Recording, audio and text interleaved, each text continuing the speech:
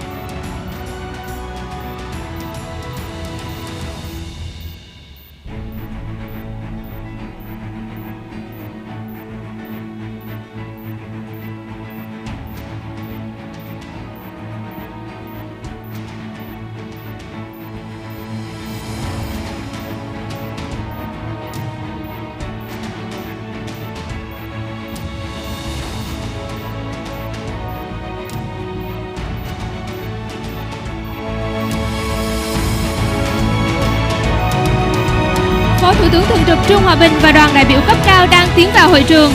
Xin trân trọng đề nghị quý vị đứng dậy và vỗ tay thật lớn chào đón Phó Thủ tướng và đoàn đại biểu cấp cao.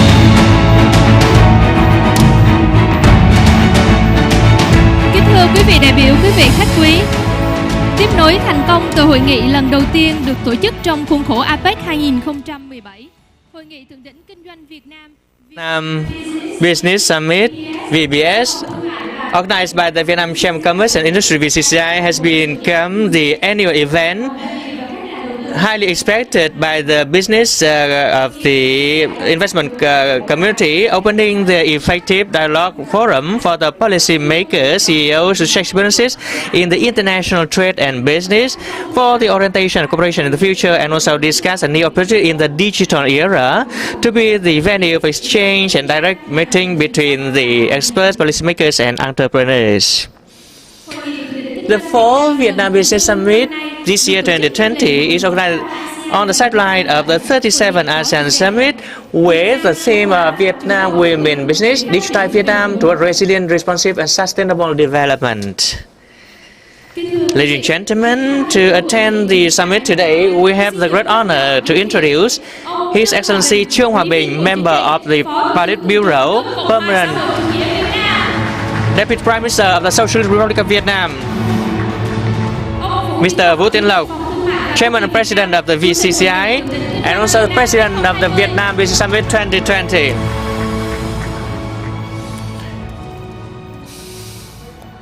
We are also honored to receive the leader representatives of the ministries, sectors, the people's committees, and the leaders of the province and city, ambassadors, representatives of embassies of ASEAN nations and partners in Vietnam, leaders of associations, foreign organizations, representatives of the media agencies and press, and more than 100 participants to take part in person and virtually.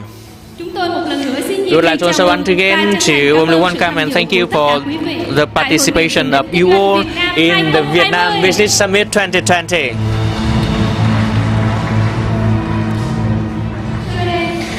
Now, without further ado, I'd like to invite Dr. Vũ Tuấn Lộc, the Chairman President of the VCCI, to begin the working schedule.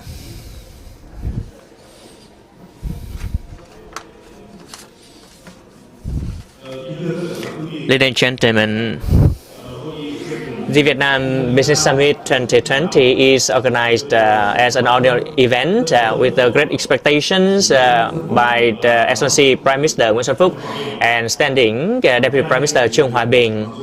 Today, although it is the National Assembly session, but Excellency Deputy Prime Minister will have to present to the National Assembly after this, but he has spared his Valentine to attend and giving the opening remarks. So it is my great honor to invite Excellency the Deputy Prime Minister to have the guiding remarks to the summit. The floor is yours, sir.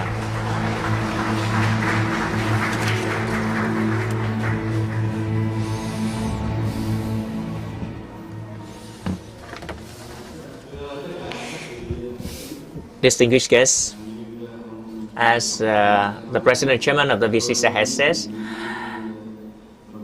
I will be attending the summit. I would like to be attending throughout the summit, but according to the agenda of the National Assembly, at the 9:30, I will have to present the project of the human resources and the preparation for the more positions in the cabinet to the National Assembly. So I'd like to have only the opening remarks. I'd like to be on behalf of the Vietnamese government to welcome you all, the distinguished guests and the leaders of the business, to attend the Vietnam Business Summit 2020 with the theme Vietnam Women Business, Digitize Vietnam towards resilient, responsive and sustainable development. Like the theme has said, the Vietnamese government has always been the companion with the business community and the people, actively, proactively innovating, renovating, to be creative and cohesive, to make the full advantage brought about by the fourth industrial revolution and in international integration, to strive for inclusive and sustainable development. Ladies and gentlemen, as you are aware, the outbreak of the COVID-19 pandemic, it has rapidly become with the negative impact to all of the socio-economic activities globally. It has made the business activities to be slumped, the trade and investment disrupted. Millions of laborers have been lack or lost employment with the profoundly reduced incomes, social activities, especially healthcare, education, training, tourism, culture, and life of the people has been affected. We can say that the world has been in the most serious economic recession since the Great Depression of 1929-1933. We are all aware that the digital economy not only create the scale and the speed of growth for economies, but also make the economies change in the two perspectives, namely, first, the means of production, including the resources, infrastructure, the ways of operation of the business and manufacturing, and secondly, the economic structure. The COVID-19 pandemic has even shown more clearly that digitization and digital transformation are the tendency of the era's happening strongly in all spheres because the core of the Industry 4.0 is itself the digital transformation with the mainstream integration of digitalization, linkages, super connection, and also the smart handling of data. The digital data has been applied in all domains and industries, from industries, agriculture to services, from manufacturing to distribution to the supportive infrastructure like transport, logistics, finance, and banking. Digital economy also creates new resources, namely the digital resources, digital wealth, for the development, changing the way of communication of humans, creating the opportunities for countries, and whichever countries sees the opportunity will outstand. In that context, the Vietnamese government has been defined and making great efforts to ensure the successful implementation of the double objectives, both combating the COVID-19 effectively, ensuring the health of the people, and making efforts to recover and maintain the socio-economic development pace in the new normal. Vietnam is one of the bright spots in socio-economic development in the gloomy global economic picture, with the majority of economies falling into depression and recession. However, in that context, the context of the serious impact of the pandemic, the growth rate of the economy of the first 9 months of 2020 was 2.12%, and with the expected figure for the year to be from 2 to 3%. The International Monetary Fund has said that 2020 might see Vietnam strive as the fourth largest economy in terms of the scale in ASEAN. In the context of the reducing global trade, the total export turnover of Vietnam in 2020 was increased by more than 4% for the 5 consecutive years of export surplus. And for the first 10 months of this year, the export surplus was a record of nearly $19 billion. The Global Innovative Index see Vietnam ranked 42nd out of 131, ranking the top of the 29 countries and economies with the same level of economies. The growth model has been gradually shifting from breadth to depth, lessening the reduction, the dependence on the natural resources, exploitation, export of crude or root products, cheap labor force, and extension of credit, gradually shifting to the application of science, technology, and innovation. The business investment climate has been improved incessantly with the strong implementation of the administrative reform and the incessantly developing business community located in the Asia Pacific, which is dynamic and with the strategic location. Vietnam has always been assessed to be the country with a strong development potential, with the market nearly 100 million people, with increasing income, plentiful labor force, expecting many big agricultural products in the world like rice and fisheries, and the location for the production of many important industries of multinational corporations, together with the 13 FTA sites and the infrastructure, logistics, and communications industrial zones, which has been built more and more modern and more conveniently linked, together with a strongly acting government, always a companion of the business community to overcome difficulties, to change challenges into opportunities, seizing well the achievements of the fourth industrial revolution, attracting the FDI from the restructuring of a supply chain and manufacturing chain globally, boosting trade and digital transformation, assisting the new business models with the new export, consumption, and communication methods, to make the country strive for inclusive and sustainable development for the aspiration of prosperity and happiness, the Vietnamese government is committed to develop a tectonic, meaning facilitating government of integrity with a strong action serving the nations and the businesses, creating the favorable business climate, strongly reforming the administrative reforms to remove drastically the bottlenecks, boosting startups and innovations, strongly developing the enterprises, especially the private and SMEs enterprises, helping Vietnamese entrepreneurs to take part profoundly into global supply chain and successful in the domestic market, boosting the digital economy, digital society towards sustainable development. With implementation of key policies, the government will be assisting for the development of digital infrastructure, information technology, training the high quality human resources with full skills to make the contribution of digital economy to 20% of the GDP of the country by 2025.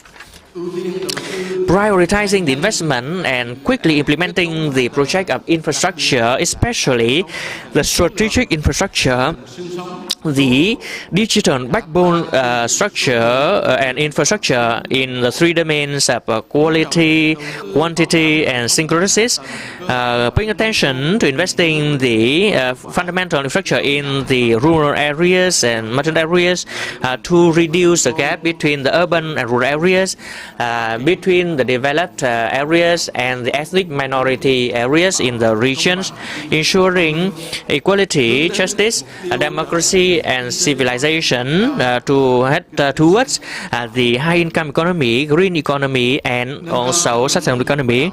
In addition to quality of training and education, especially the tertiary or higher education, and also the training of high-skilled labor to serve the development of the modern economy, we are confident that with this summit today, you will know more about the Vietnamese economy and provide with the orientations in a sustainable manner, linking with your reliable partners. We wish you a successful summit. We wish you good health and happiness. Thank you for the attention.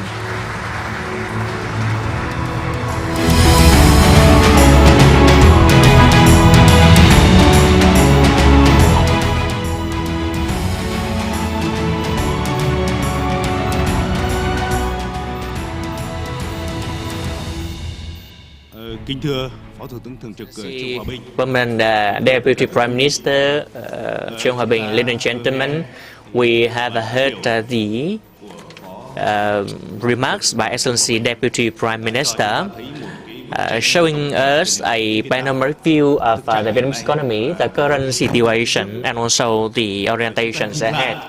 We are taking a look back and we see that right from the beginning of the tenure, under the instructions and guidance of Excellency Prime Minister Nguyễn Xuân Phúc and Excellency Deputy Prime Minister Trương Hòa Bình, we have made a stride in the improvement of the business climate and business development. And Excellency Deputy Prime Minister Trương Hòa Bình is the one who is in charge directly of administrative reform and also judicial reform, with lots of improvements so far.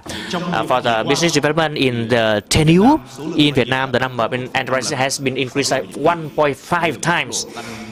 This is the record growth, and for the institutional reform and improvement of the climate, we have also 3 waves of reform. First, in 2016, the removal of thousands of the so-called small or PT licenses from the circulars of ministries, and in 2018, we reduced and simplified 50-60% of the business conditions, and also administrative procedures of specialized examination, and there is a resolution of 68 furthering cutting down of 20% of the administrative regulation related to the activity of the businesses.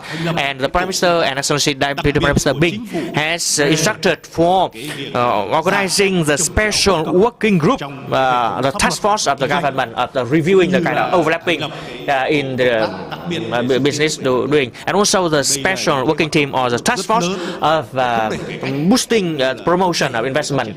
They are strong activities to boost the development and also business development and also the investment. And Excellency has said that the government will be continue with the commitment to continue the double objective, both preventing the pandemic, not being complacent, but also boosting the economic development based on the stabilization of macroeconomic condition, inflation less than 4%, growth rate from 6.5 to 7% in the coming time, and that will be the great opportunities for development. And in the orientation development, we consider digital transformation. Digitization is one of the key motives for development, linked with the model of sustainable and inclusive development. We highly welcome foreign investors and entrepreneurs to be side by side with us in responding to this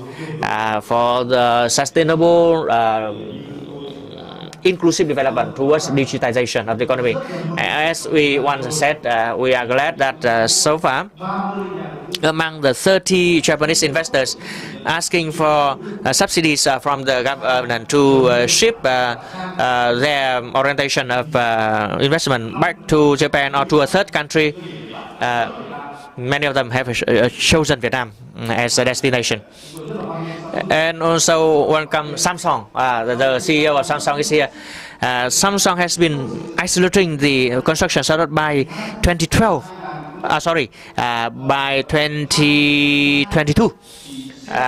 It will complete the construction and put into operation the biggest R&D center in Southeast Asia here in Vietnam. You know, the biggest R&D center of all of the MNCs of the region, not only Samsung, and located in Vietnam. A big investment project which will have boost the growth impetus of Vietnam based on technology, and Samsung has contributed to 25% of Vietnam exports. We hope that Samsung, an MNC, will, together with Vietnamese company, to create a kind of impetus in innovation for the added value in the Vietnamese economy. We have held recently the Indo-Pacific Business Forum in Vietnam. More than 2,000 participants there were. Excellency Deputy Prime Minister, ladies and gentlemen, I would like to inform you that 11 billion US dollar worth was signed between American and Vietnamese companies, focused a lot on infrastructure, logistics, and especially renewable energy. That is orientation that Vietnamese government has been encouraging. So we are hopeful that this VBS as well as the ASEAN BIS tomorrow with the participation of Excellency Prime Minister will see us create a new breakthroughs, introducing to the whole world on the Vietnamese economic development perspectives, business, investment opportunities, and I hope that there will be more handshakes, not only among ASEAN enterprises, but also with the global ones, towards sustainable, inclusive, and digitized orientation. I would like to express our sincere thanks to Excellency Women Deputy Prime Minister for paying attention to the guidance to the business community, especially the administrative reform over the past time, and I hope that in the upcoming future, Excellency Deputy Minister will be continue to instruct us to improve the business investment climate, enhancing the development of enterprises, and attract more investment. As I said earlier, he has now to report to the National Assembly a kind of scheme on the membership, the staffing of the cabinet. So he will have to leave, so will have an applause to bid around to him so that he can come back to the National Assembly session.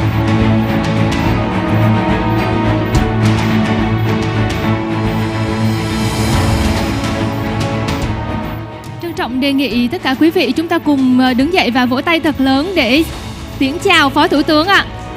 Xin một lần nữa trân trọng cảm ơn Phó Thủ tướng Thường trực đã dành thời gian quý báu cho hội nghị của chúng ta ngày hôm nay. Excellency, for sparing your time with us today.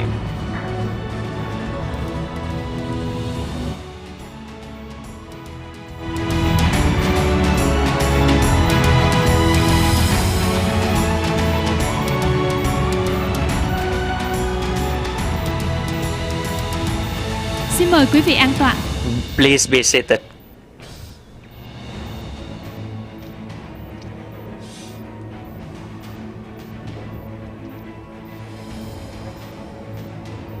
Kính thưa quý vị, Ladies and gentlemen, please wait for a moment so that we will rearrange the meeting hall and we can start our official agenda.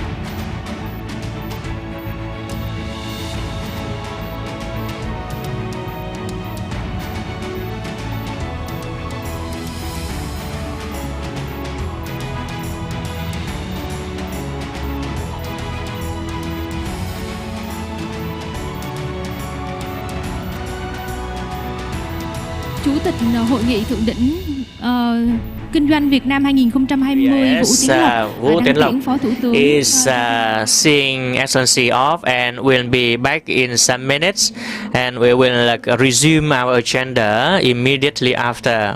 Thank you.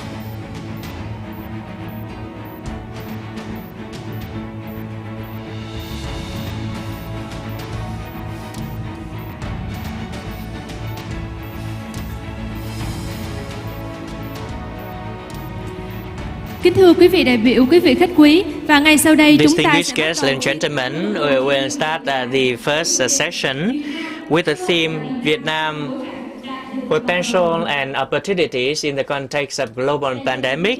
The COVID-19 and the IR 4.0 has been changing the global economy. Being part of the global economic picture, Vietnam and other economies has been suffering from the significant impact of the pandemic, as well as a new investment tendency of the region. What has been Vietnam doing to overcome challenges and seize opportunities to be the destination of the new influx of investment? We hope that in this first session, with the theme of Vietnam opportunities and potential in the context of global pandemic, the enterprise will have some kind of overall view and having the effective planning for your business strategy in the digital era. We would like to invite the panelists to proceed onto the stage. Mr. Đỗ Nhất Hoàng, Director General of the Foreign Investment Agency under the MPI, Ms. Đinh Thị Quỳnh Vân, CEO of President Vietnam, Mr. Chad Owell, CEO of Mekong Capital, Chairman of the US Chamber of Commerce in Ho Chi Minh City and Da Nang, PhD Nguyễn Đình Cung, former President of the Central Institute of Economic Management (CIM), will chair this session. He is an experienced PhD of economics and policymakers and member of the Prime Minister's Economic Advisory Team of the two tenure of 2016-2021 and 2011-2016. Và ngay sau đây, Now, would like to invite the PhD Nguyễn Đình Cung and the panelists to start the session. Good morning, ladies and gentlemen. It is our great honor to take part in this very first session with the theme Vietnam Opportunities and Potentials in the context of COVID-19. Among our panelists, we see Ms.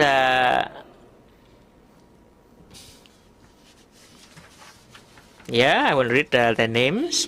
Ms. Đinh Thị Quỳnh Vân, the CEO of PricewaterhouseCoopers Vietnam, Mr. Đỗ Nhất Hoàng, Director General of the FIA, Foreign Investment Agency, MPI, and Mr. Chad Orwell, CEO of Mekong Capital and the Chair of the American Chamber of Business Association in Ho Chi Minh City and Da Nang. To save time, first I would like to invite Ms. Vân to deliver her presentation on COVID-19, the impact on global economy and Vietnamese economic perspective. The floor is yours, Ms. Vân.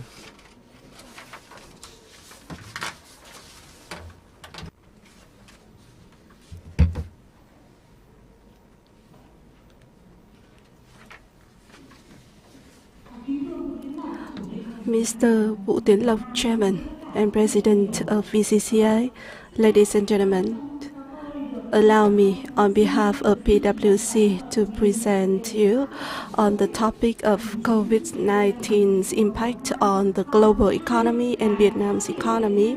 And second, what will the Vietnamese enterprises do in order to adapt to the new normal situation? And my presentation is based on the research carried out by PwC globally, and basing on the studies and surveys carried out by PwC in almost 100 countries with the CEO and CFOs, and we hope that the findings of this survey may be relevant with the Vietnamese enterprises.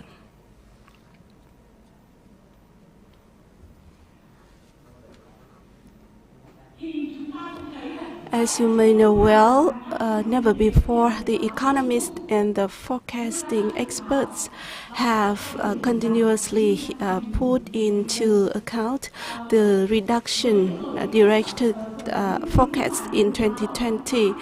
In August, the forecast of IMF and some economists said that the global GDP in 2020 will be minus or negative 4%, and for Eurozone it will be minus 6%, and UK minus 9.8%.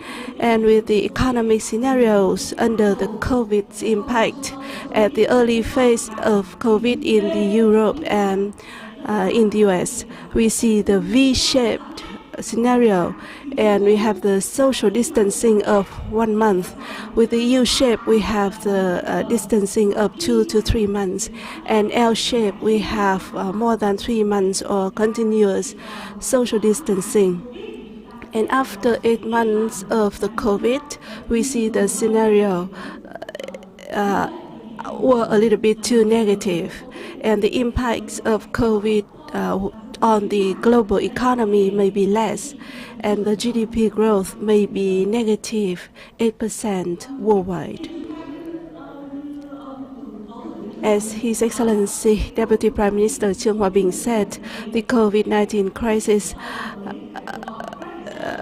can be compared with the Great Recession in 1930.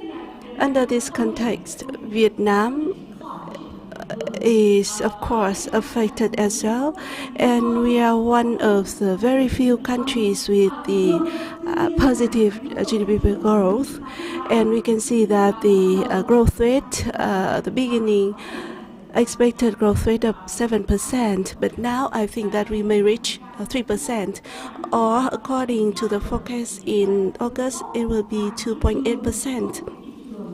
Thanks to the very good control of the pandemic and the good development of the local market. So what are the impacts of COVID-19 on the society and businesses? That is the survey conducted by PwC, and we see that COVID-19 has impact on all aspects of social and economic life in terms of the consumption and operations. But in brief, the biggest challenges to the enterprises is the debt burden and also public debt burden in terms of the country. And with the negative GDP growth, we can see the unemployment rate increases in many countries, and many enterprises may no longer exist without the support of the government. And that is not only happening in Vietnam, but also other countries in the world. And we see that COVID-19 is different from other short-term crises. It imposes change and the new trend in terms of economic structure and political situation of some countries. And there are 8 areas found by our research to have the biggest impact by COVID-19. Typical examples can be found in 2 areas, that is the consumers' behavior and the workforce. And we can see that right from the beginning of COVID-19 in China and other countries, when they have the lockdown, immediately it affects the behavior of the consumers. They are more prudent in spending. They increase the savings because they are unsure when they will lose their job. So in brief, the impacts on the health sector and others. But when the COVID prolongs, they see that they cannot maintain their savings, but it will impact their choices, including the form of transactions and the workforce. We restructure our operation. In the past, never we thought that we can work online, but with COVID, and we have to close the operations.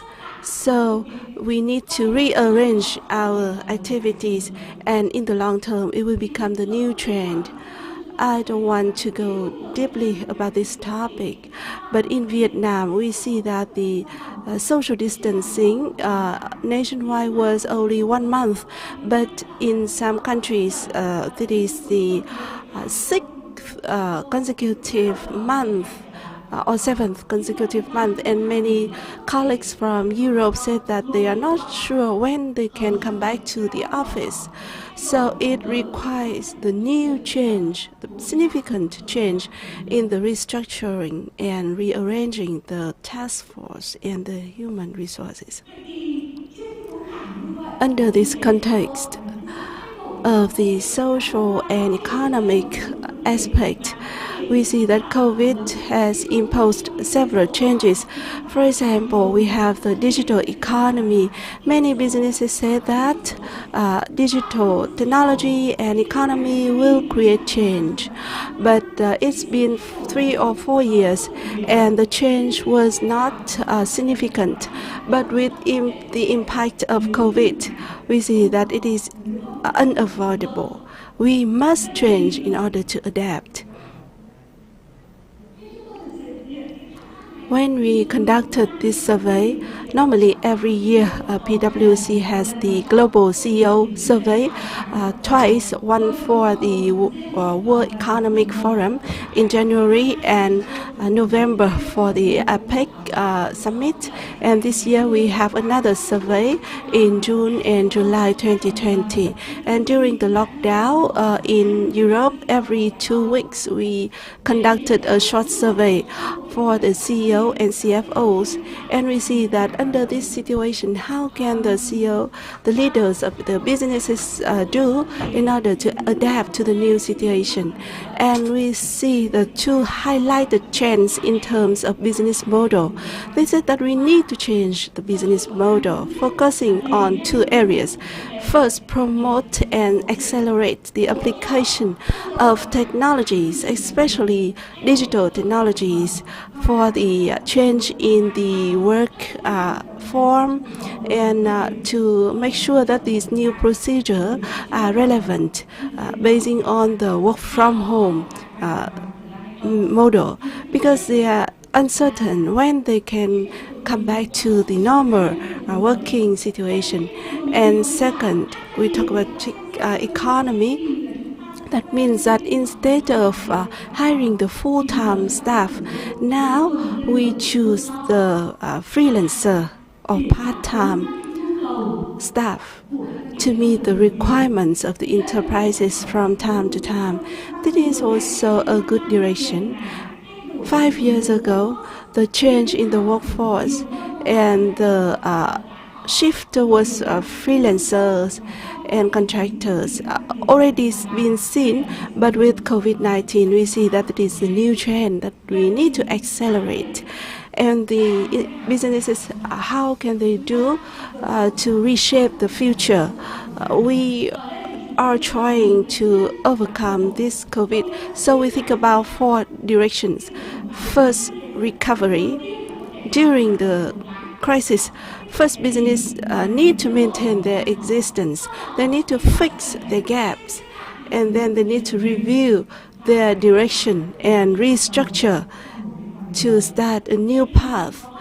And there are 3 points that we want to highlight. First, they need to review their business model and the existing human resources, and we can develop various scenarios. And because we are unsure about the future, the existence of COVID, and when will we have the vaccine. So we need to have the flexible structure to adapt to any changes in the future. And second, we need to promote investment in technologies, digital technologies. And third, this COVID will promote the enterprises to change, to be more flexible and creative. And we need to integrate this flexibility and creativeness in the corporate culture because of the very fast changing situation of the world. And when we look at the 3 phases, recovery, review, and restructuring or thrive, we see that first, for the review, we need to review the cost structure to cut the unnecessary cost. Even with PwC during the lockdown, we reviewed our costs because we see that some costs and some work are not necessary. I don't say that it don't bring any added value, but I mean it is not worth, not value good for in terms of value for money, and that is the trend, and it is the it is critical for the survival of the business. And we need to review the platform. We need to build the eco platform to cooperate with other businesses to develop an ecosystem that can bring about value added. And we need to be well prepared in terms of the workforce. And in the previous surveys in the world conducted by PwC, the findings show that the gap in terms of the required competence for the development of the enterprises and the available competences is huge. So how to narrow this gap? Fifth, we need to think about the investment value, how to ensure the investment efficiency. In all the surveys, there is one common finding namely, the workforce will be the key driver for the thrive and the growth in the future. So these are the elements we see despite of economic macro situation, for example, the aging workforce or other issues that are out of the control of the businesses. For example, the skill can be built via training, but we have other macro issues like job creation. And we see that COVID-19 has imposed significant changes in terms of the requirement for the workers, especially the senior workers at the high age. And we see that COVID just strengthened this. And with digital technology, 50% of the jobs will be eliminated by 2030. So how can we retain our workers while still train them to ensure that they can adapt to the new requirements? And we have another survey on new skills by PwC. And we are launching this online survey, and next to the booth of PwC outside, we have the iPad. And please help us to fill in some questionnaire of the survey. And you see that the gap in terms of the capability of the workers in the Vietnamese businesses, what is the gap between the existing capacity and the required capacity? Due to the limited time, I would like to close my presentation now, and the findings of the survey will be fruitful to you, especially the businesses, to review your operation and to redirect your business model and business operations in the future. Thank you.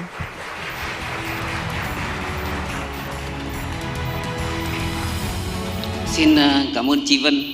Much, Madam Vân, Có bài trình bày và for your great presentation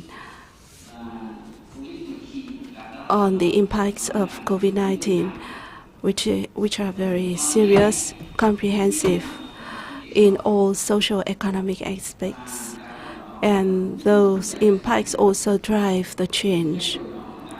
The change creates opportunities, but not everyone can leverage this opportunity.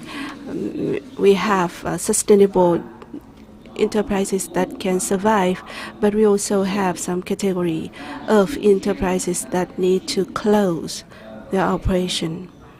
So we need to think how to grasp the opportunity and belong to the first category of businesses to thrive and to growth after COVID-19. And now I would like to give the floor to Mr. Đỗ Nhất Hoàng on a very interesting topic, a burning topic in Vietnam, the new FDI waves into Vietnam. Over to you.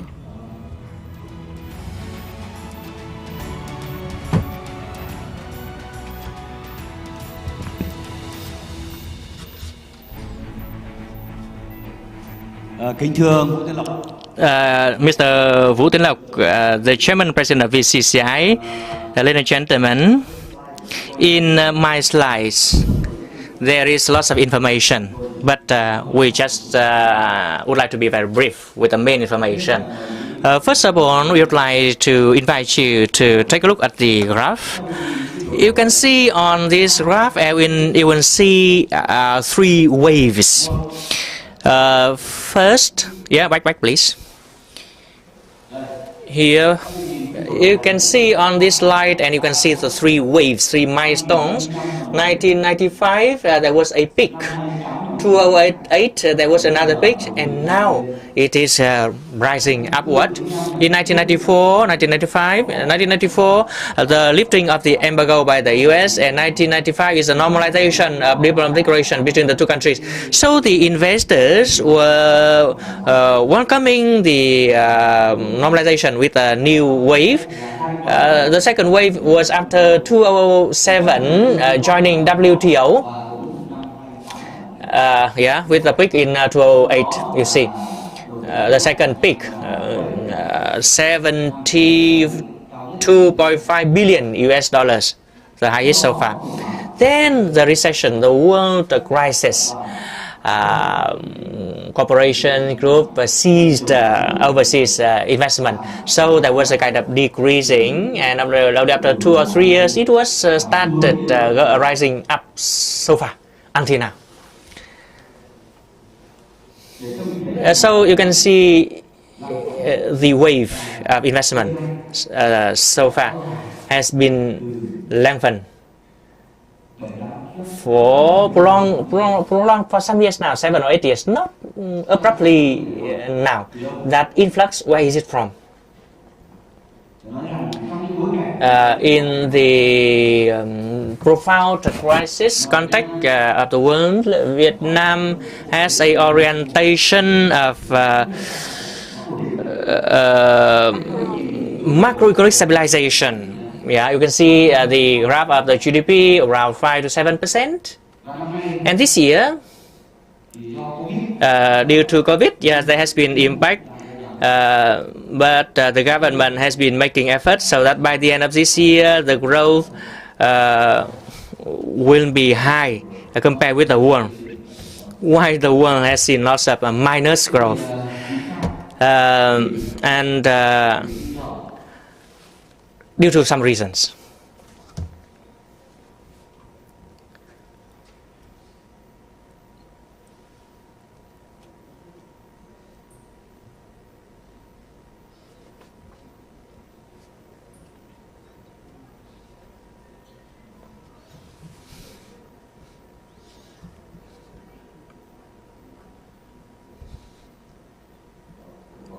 I have a slide why invest in Vietnam. I have not found that now.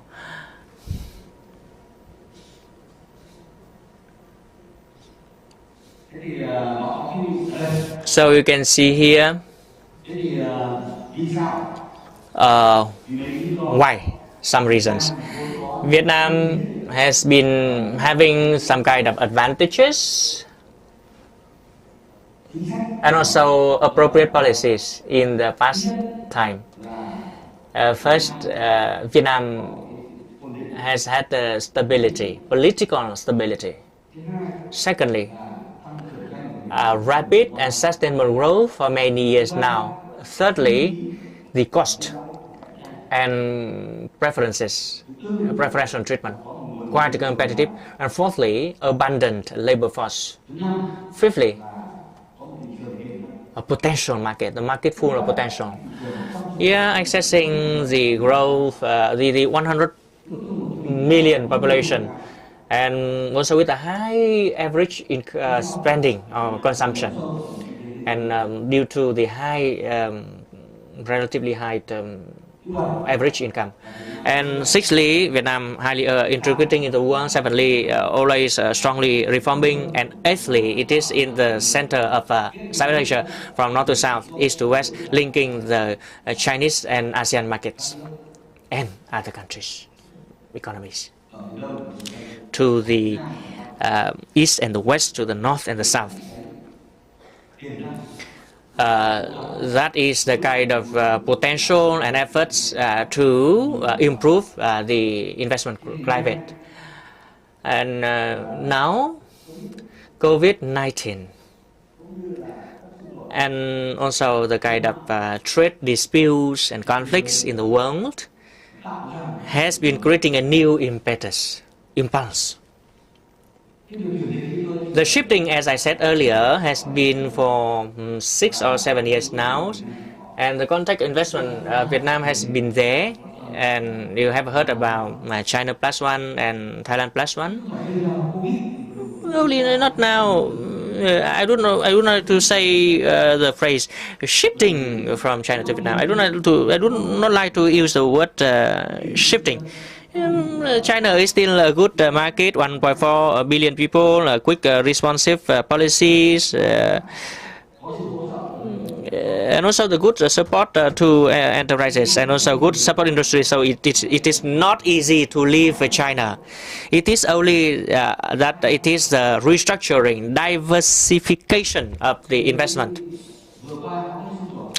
There has been a trade conflict emerging between the US and China, and they will restructure the part to the US due to the impose of tariff reform. The part on Europe now they are not affected, so they will not leave or abandon China. They just restructure, diversify, and they are doing that gradually. Secondly, COVID has been impacting for the disruption of the supply chain, making them accelerate the process, and they are considering that. And COVID has been making the disruption kind of a breaking of the process, so they need to find new location. Those are the two elements or factors impacting, leading to the restructuring of the investors. And Vietnam is one of the economies paid attention to by the investors. Vietnam is not the only one. India 1.3 billion, Indonesia 260 million something. Very good markets. Not only Vietnam, you see. So opening up opportunities of Vietnam, what Vietnam should do, what Vietnam is doing to receive that new shifted flows. And we see the Vietnamese, the foreign investors coming to Vietnam, what they need. We need to know about that, and we are studying to know about that and to welcome them. First, they need to have the land of industrial zones, industry. We have been reviewing these the issues of land in the localities to add with more land resources for industry. Secondly, human resource training. There has been a kind of action program on human resource training with two levels. One, the training of the managers level. Secondly, the training of the skilled laborers. For the training of the laborers, skilled laborers, when we are working with the General Department of Vocation and Training under the Ministry of Labor and Employment, we train about 2 million skilled workers like that every year, and 1,900 training institutions for that, and 100 key training sectors. So we see, Vietnam needs to boost, accelerate the skilled laborers with various forms. For example, training in line with the orders made by enterprises, for example. And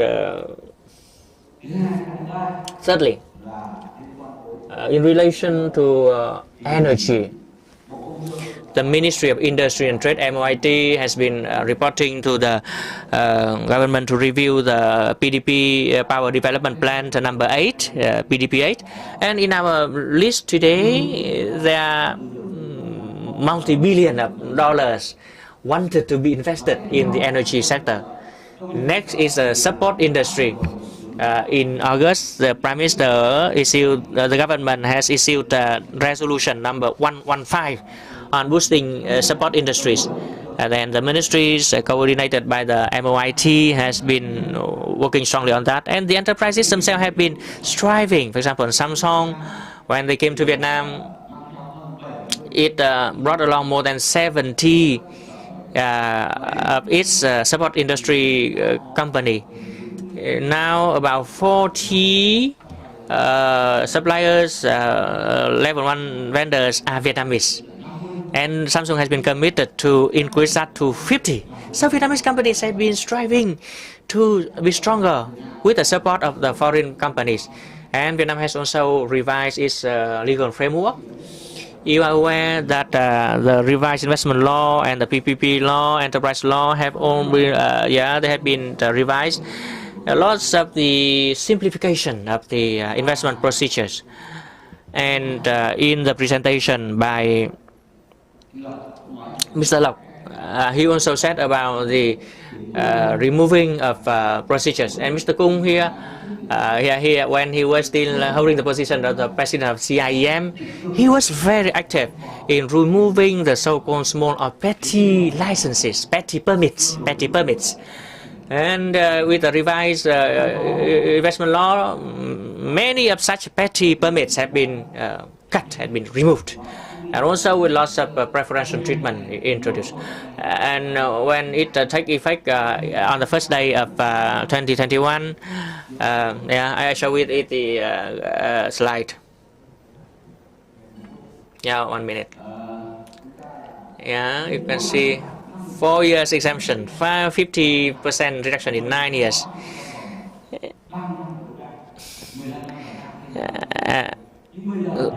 Now with the new law, we have revised article number 75 so that the corporate income tax for the, for example, R&D center, innovation center, and the highly impacting projects, we can apply the highest level of exemption of 6 years, a reduction up to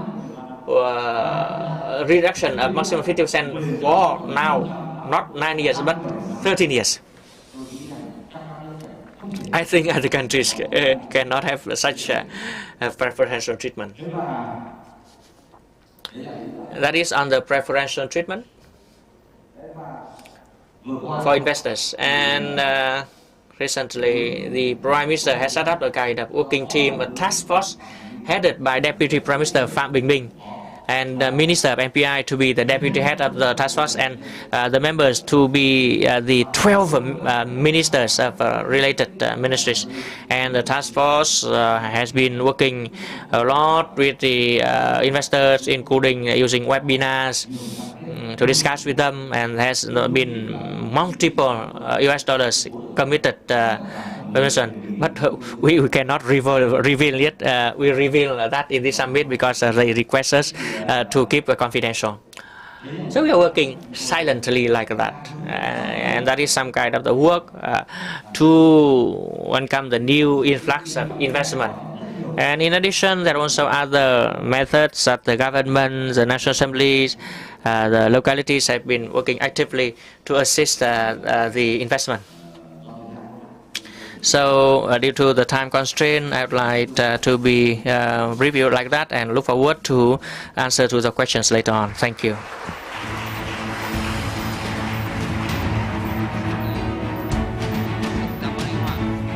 Thank you, Mr. Hoàng. Bài trình bày của anh Hoàng thì His presentation has been showing the third influx of investment into Vietnam, which has been existing before COVID-19, and COVID-19 has only a kind of additional impact.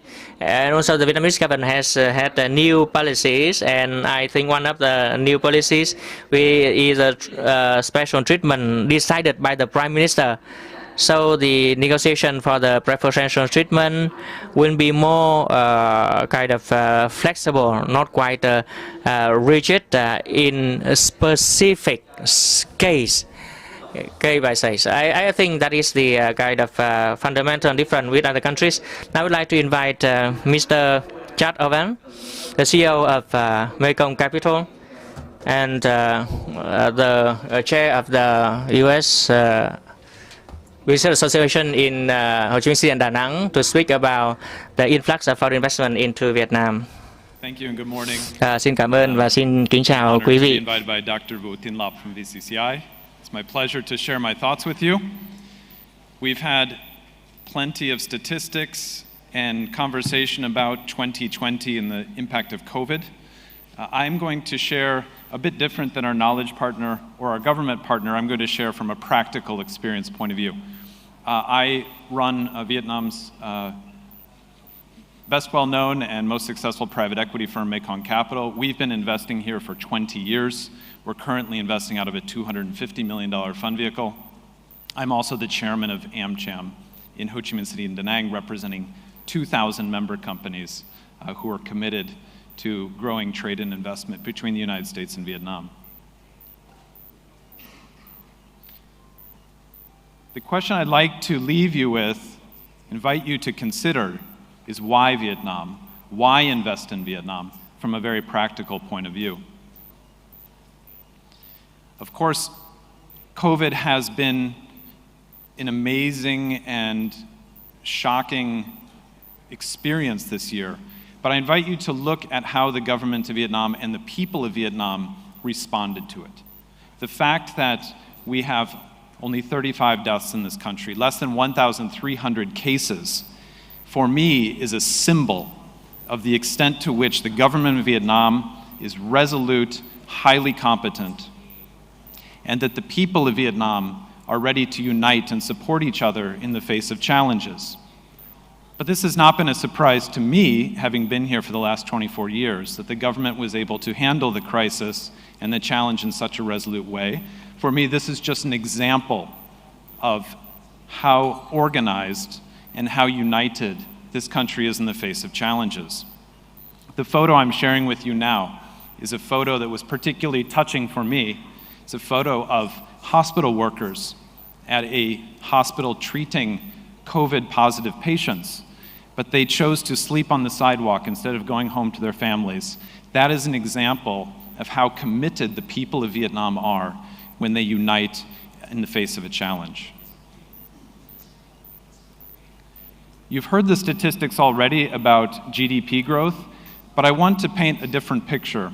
If we take the airplane up to 30,000 feet and look at a broader view, since 1988, 30 of the last 31 years, GDP growth has been higher than 5%.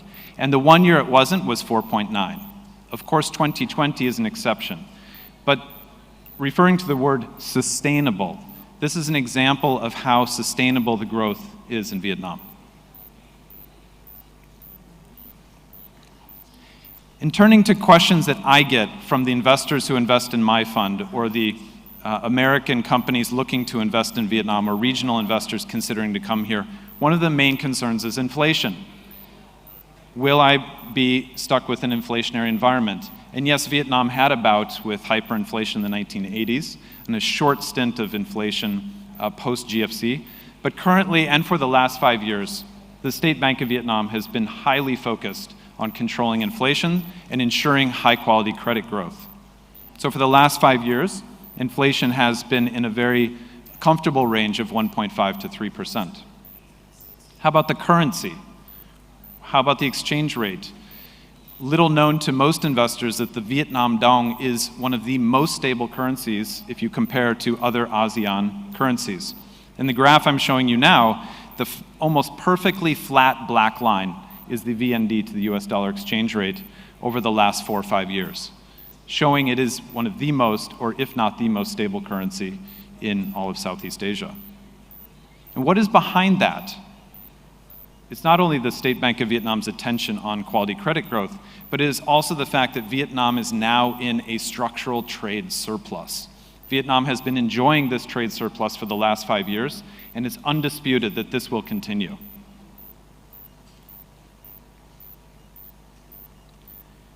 Investors also ask, what about the legal framework? What about the predictability of legal changes? If I get a license today, will it still be valid tomorrow? This is a great concern to most of the investors who invest in our funds and consider investing in Vietnam. And I would like to share with you that it's been our experience over the last 20 years investing here that the government is highly committed to consultation with the private sector. There are very few surprises that any of us face, and they're committed to respecting whatever licenses have been issued in the past. The laws and regulations are reviewed and updated and kept up to date with market changes on a regular basis. And I can't think of another country in the world that when you fly in and land at the international airport, you don't need to do an arrival declaration form. Vietnam has moved forward e-government and digitalization and their commitment to digitalization in such a way that for me as an investor, years ago, whenever we applied to make a direct investment into a Vietnamese company, we had to queue up in line, submit our application by hand to a person behind a counter. These days, we submit online, we get an email response confirming the receipt, and within 10 to 15 days, we get an email confirming that our investment application has been approved. Vietnam has come a very long way in terms of e-government. Now, the real engine of this country that attracts so many investors like Mekong Capital and many of AmChem's members is the growing middle class. In just the last 6 years, the middle class has grown from 12 million people to 33 million people. That is a nearly 3x growth in only 6 years, from 13% of the population to nearly 35%. And that will continue for the next 5 to 10 years. And importantly, 91% of Vietnamese own their homes, and nearly all of them without mortgage or debt. There's a huge amount of wealth in Vietnamese families in their real estate and homes, and very little leverage on that. That combined with extremely high consumer confidence makes the consumer market here a very, very strong engine for future growth. Vietnam has the second highest consumer confidence rating in Asia in the second quarter of this year, but that has been consistently high for the last 5 years. And as a country that is globally connected, Vietnam has an outstanding trade to GDP growth ratio. At 210%, it is by far the highest GDP growth ratio in Asia. Now, a couple comments on supply chain resilience. There has been, without a doubt, a very big shift of manufacturing from China to Vietnam over the last 12 to 24 months due to the US-Vietnam trade war. But this has been going on for many years. If you look back over the last 7 years, nearly 1/3 of all the shift out of China to Southeast Asia has landed in Vietnam. Last point, the workforce, the people. I share with you 3 photos. 2000, the worker in the industrial parks was a garment, footwear, furniture assembly worker. By 2010, thanks to the investments of Intel, Samsung, and other foreign investors, the industrial park worker was an electronics assembly worker. Today, the worker is highly productive, working on extremely complicated production lines, like this VinFast automated assembly line in 2020. So, when you are ready to travel again, why not Vietnam? Thank you.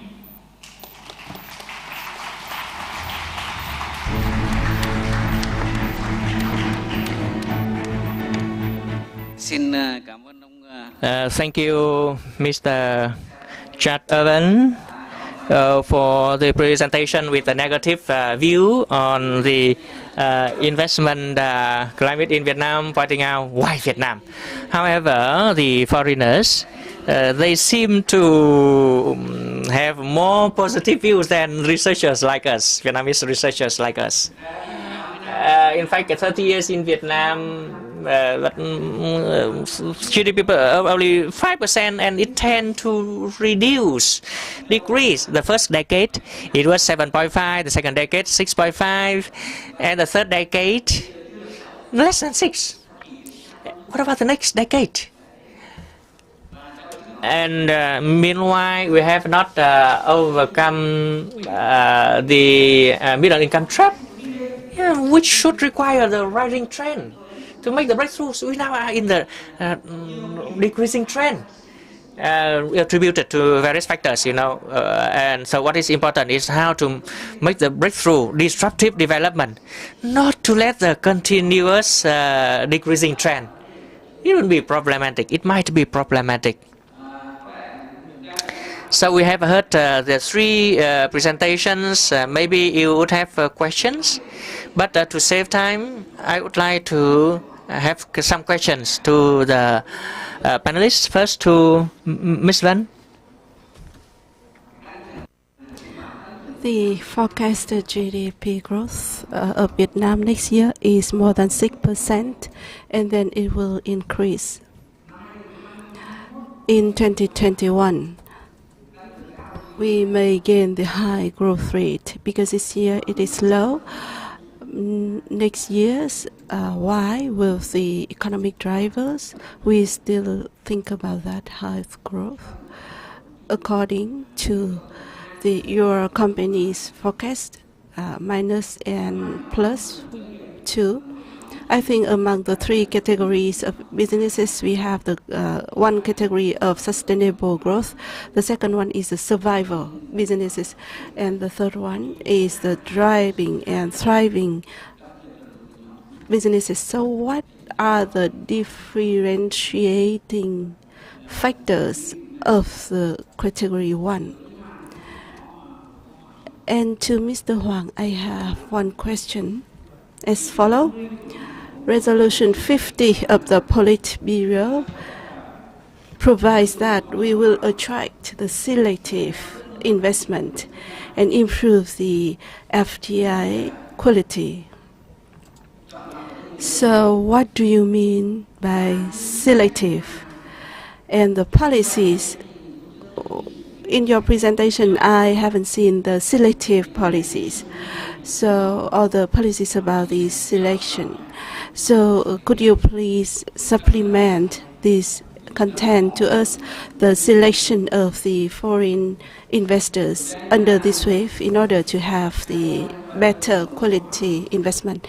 And next, the question goes to the foreign speaker. You said you highly value the forex stability of Vietnam, and why does the U.S. government include Vietnam in the list of currency manipulation and consider it as the weakness of Vietnam? Is there any difference between the evaluation of the U.S. business community and the U.S.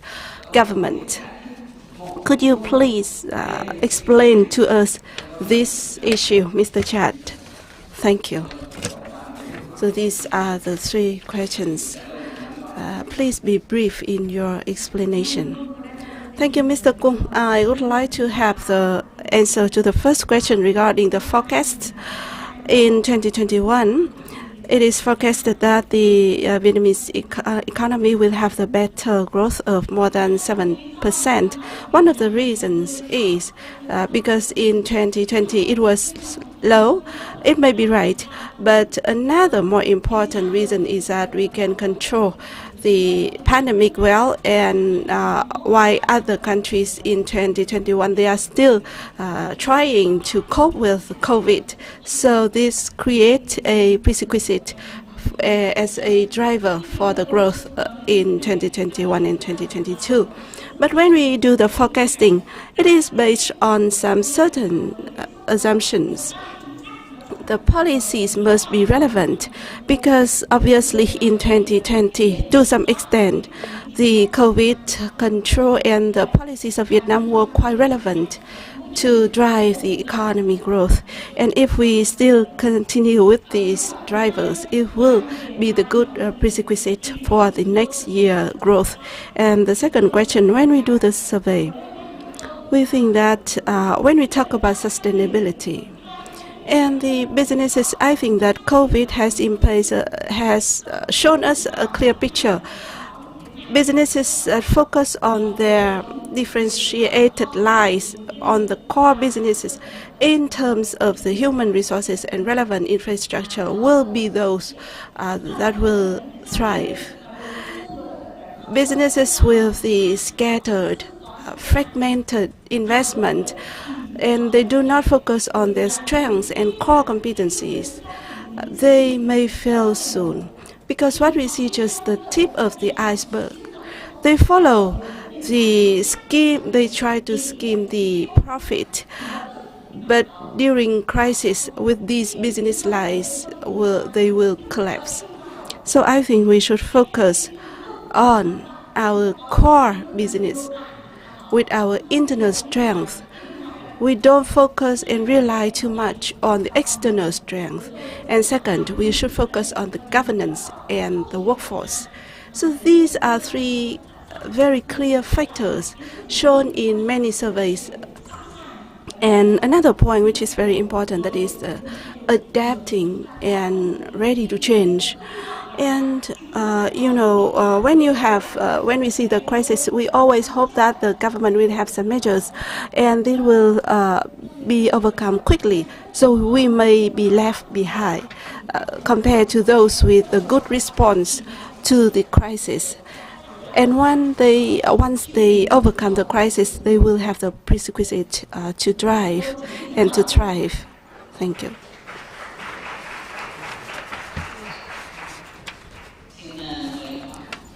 Mr. Huang, regarding the question to Mr. Huang, you talk about the selective meaning.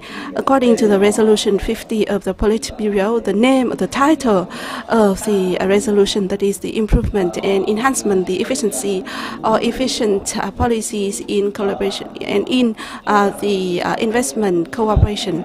In the past, we talk about investment attraction. Now we talk about investment cooperation. We talk about the win-win solution.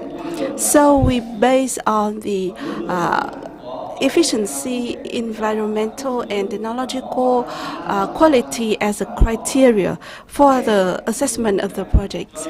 So we would like to share with you that in the investment preference, the selectiveness is related to the preferential mechanism. We always talk about the high tech, and we have another criterion on the commitments to engage the Vietnamese enterprises in the chain for the investment cooperation. We talk about the two-way investment. We don't just think about the one-way investment or attraction. The enterprises of Vietnam may provide the auxiliaries and also other services, and it is institutionalized in the investment law and in the draft decree that we are now drafting, which will be effective since the 1st of January 2021. Thank you, Mr. Huang, for your very brief but very comprehensive answer. You talk about the direction, and we will concretize this direction in the future. And now we would like to give the floor to Mr. Chat. Tôi xin được investigation by the USTR is a long process. It is not a process that you jump from A directly to Z, where trade tariff barriers are instituted. It is the intention of the USTR to resolve any differences or concerns they have with the Vietnamese government in a constructive manner. Now, that aside, those of us in the AmCham business community feel that the recent increase in the trade deficit with the United States, while it cannot go ignored, it is not something that has necessarily impacted jobs in the US. The growth in the trade deficit with the United States in 2020 is predominantly due to the relocation of jobs from China to Vietnam, and that was very much as a result of tariffs that the United States imposed on Vietnam. So at this point, there are consultations that are starting. The Vietnamese and the American business communities here, as well as the Vietnamese government, are constructively responding to the 301 investigation. But it is our view that it is a non-material issue. It's the investigation has simply been triggered by the fact that Vietnam has shot up the ranks to be the fourth largest trade deficit of the United States in 2020. Xin cảm ơn ông.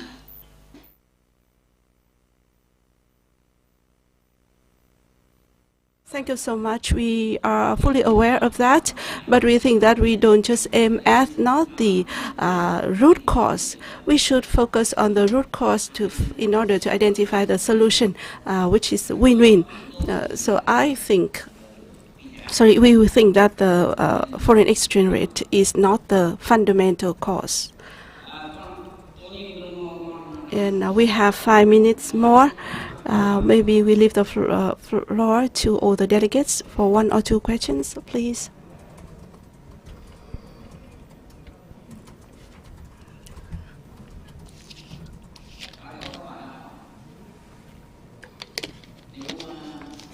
should you have no further question, I would like to have some remarks for this panel discussion. The topic of the first session is very interesting but very traditional. We talk about the challenges and opportunities in the context of COVID-19 pandemic. In Vietnam, always we talk about opportunities and challenges, and we have heard about this for many times. Especially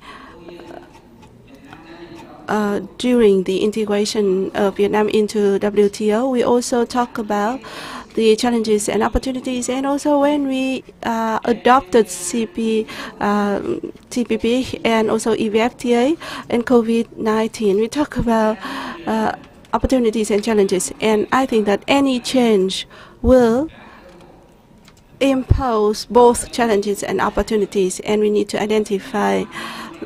And with the presentations, we see that we can identify the changes, the challenges. And I personally would like to highlight on the challenge because we need to overcome the challenges in order to grasp the opportunity.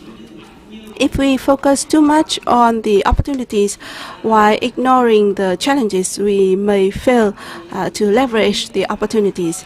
And according to my experience and observations, for many times we talk about opportunities and challenges in Vietnam.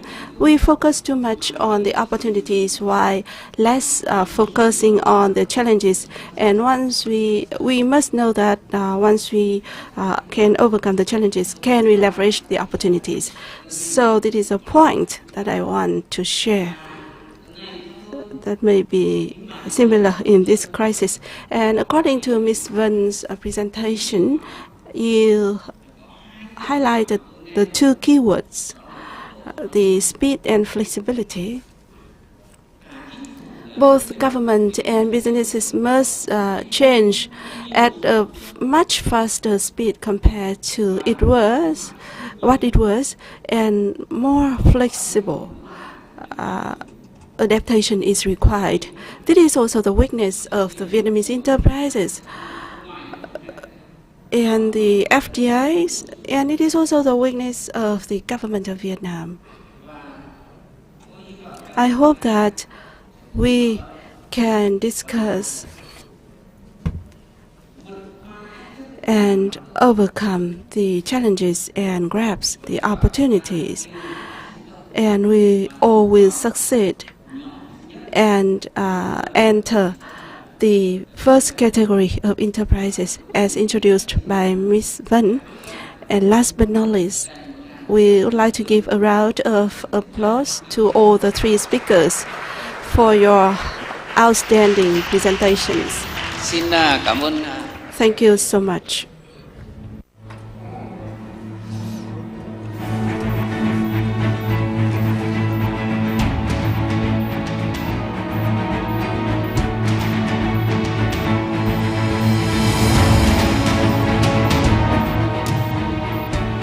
Xin trân trọng cảm ơn tiến sĩ Nguyễn Đình Cung và các diễn giả. Nguyễn Đình Cung and the panelists for providing us with a very informative session. Now we'd like to start the second session themed at the development of smart logistics, the key for Vietnam to enhance its position in the global supply chain.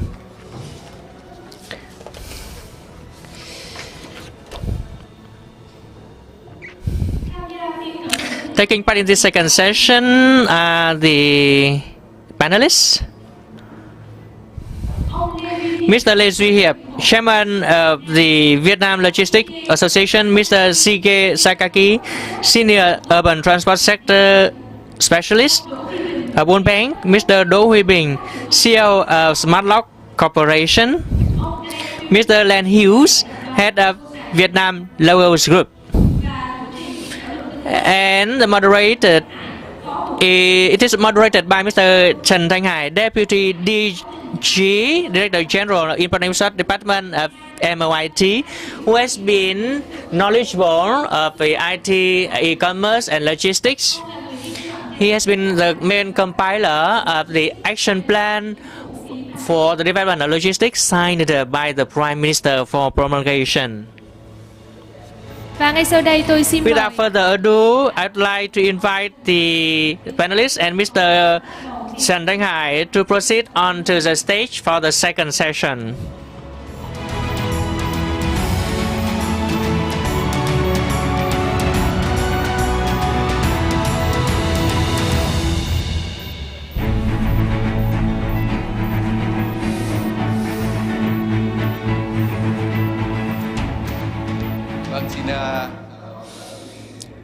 Warmly welcome to the second session on logistics. Following the first session, we have heard the experts and panelists on the issues in the macro level on how Vietnam has been successful curbing COVID to ensure the impressive growth rate. In this session, we would like to discuss on a more specific issue, logistics, which is considered to be the arteries of the economy and the foundation to assist the business activities, economic activities of the country. I'd like to introduce the panelists. First, Mr. Shige Sakaki, Senior Urban Transport Specialist of the World Bank. Mr. Sakaki has been experienced in working in Africa, South Asia, before moving to Hanoi to become the expert, the specialist at World Bank in Vietnam. Mr. Viet is known as the chairman of the Vietnam Logistics Service Association and also the CEO of a big logistic company in Vietnam, having the important position in operation in Vietnam. To my right is Mr. Đỗ Huy Bình, the CEO of Smart Lock Corporation, the name of the company, quite relevant to our theme today. Smart logistics, you see. We hope to be shared a lot by him. A startup in the domain of logistics linked closely to digitization. Father Lab is Glenn Hill, representatives of Logos in Vietnam.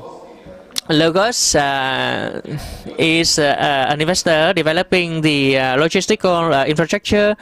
It has been here quite recently only, but it has shown its strong attention to the logistic market in Vietnam.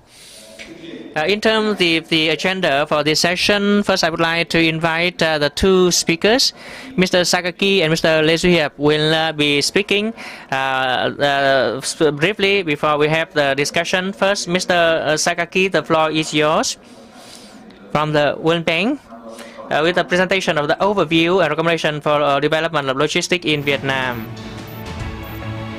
Thank you, Mr. Hai. Good morning. My name is Shige Sakaki. I'm Transport Sector Coordinator of the World Bank office in Hanoi. To start the discussion for the panel discussion number 2, I will give two topics to give an overview of where Vietnam stands and a few findings about our recent report. So first, I'll talk about, I do this. No. So I go back.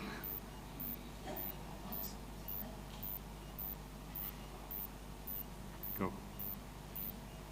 This way, sorry. I didn't find the main button. So first I'll talk about Logistics Performance Index. Some of you in the sector may be familiar with this index. This is an index that World Bank prepares every 2 years. And this is to benchmark the performance, the overall performance of the logistics sector in one country. This is done through an interview survey of freight forwarders.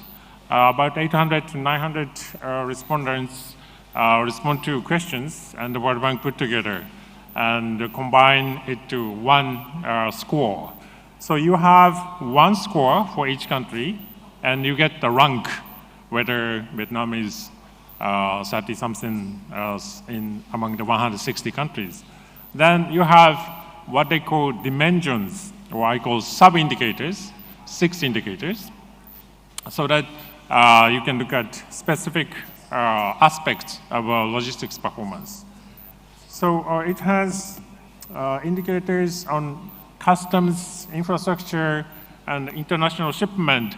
This is more for input or policy regulatory aspects. And you also have indicators for logistics competence, tracking and tracing, and timeliness. So this is more about outcomes or the performance of the actual sector. So the interviewees will be asked to rate each of these aspects, and then this will be combined. So the most recent LPI is from 2018, and Vietnam ranked 39th among 160 countries. And Vietnam is actually ahead of the pack of lower middle income countries. And its overall score is 3.27, which is not very bad, which is better than peers like India, Indonesia, and so on. But however, if you compare with the global leading country like Germany, for all sectors, all aspects, Germany is way ahead. So, I mean, still, Vietnam has areas for improvement. And if you look specifically at Vietnam's performance in the past, so past 10 years, Vietnam has been improving in all aspects. Especially the timeliness has been way better than the scores of other indicators. But you have improvement on these international shipments and logistics quality and competence. And as a result, the ranking has also improved from 53rd in 2007 to 39. And if you compare Vietnam with peers in the region, of course, Singapore is way better, ranked as 7th. But you have China, Thailand, a little bit ahead of Vietnam, and Malaysia, that's a bit below Vietnam. The overall score is like Vietnam is 39th, a bit on the lower side. But if you look at some indicators, like the ones on the right side, logistics performance, tracking, tracing, timeliness, it's better than in other aspects, like customs, infrastructure, international shipments. So one of the areas that we may have to look at is these areas so that Vietnam can catch up with like Thailand or China or over time Singapore. If you look more closely at the historical data of each of these 6 indicators, again, like customs, infrastructure, international shipment, on these indicators, Vietnam didn't do well over time, although we see the improvement. Whereas on these like output performance indicators, on logistics competence, tracking and tracing, timeliness, Vietnam is competing with the peers in the region. So that's an overview from the logistics performance indicator.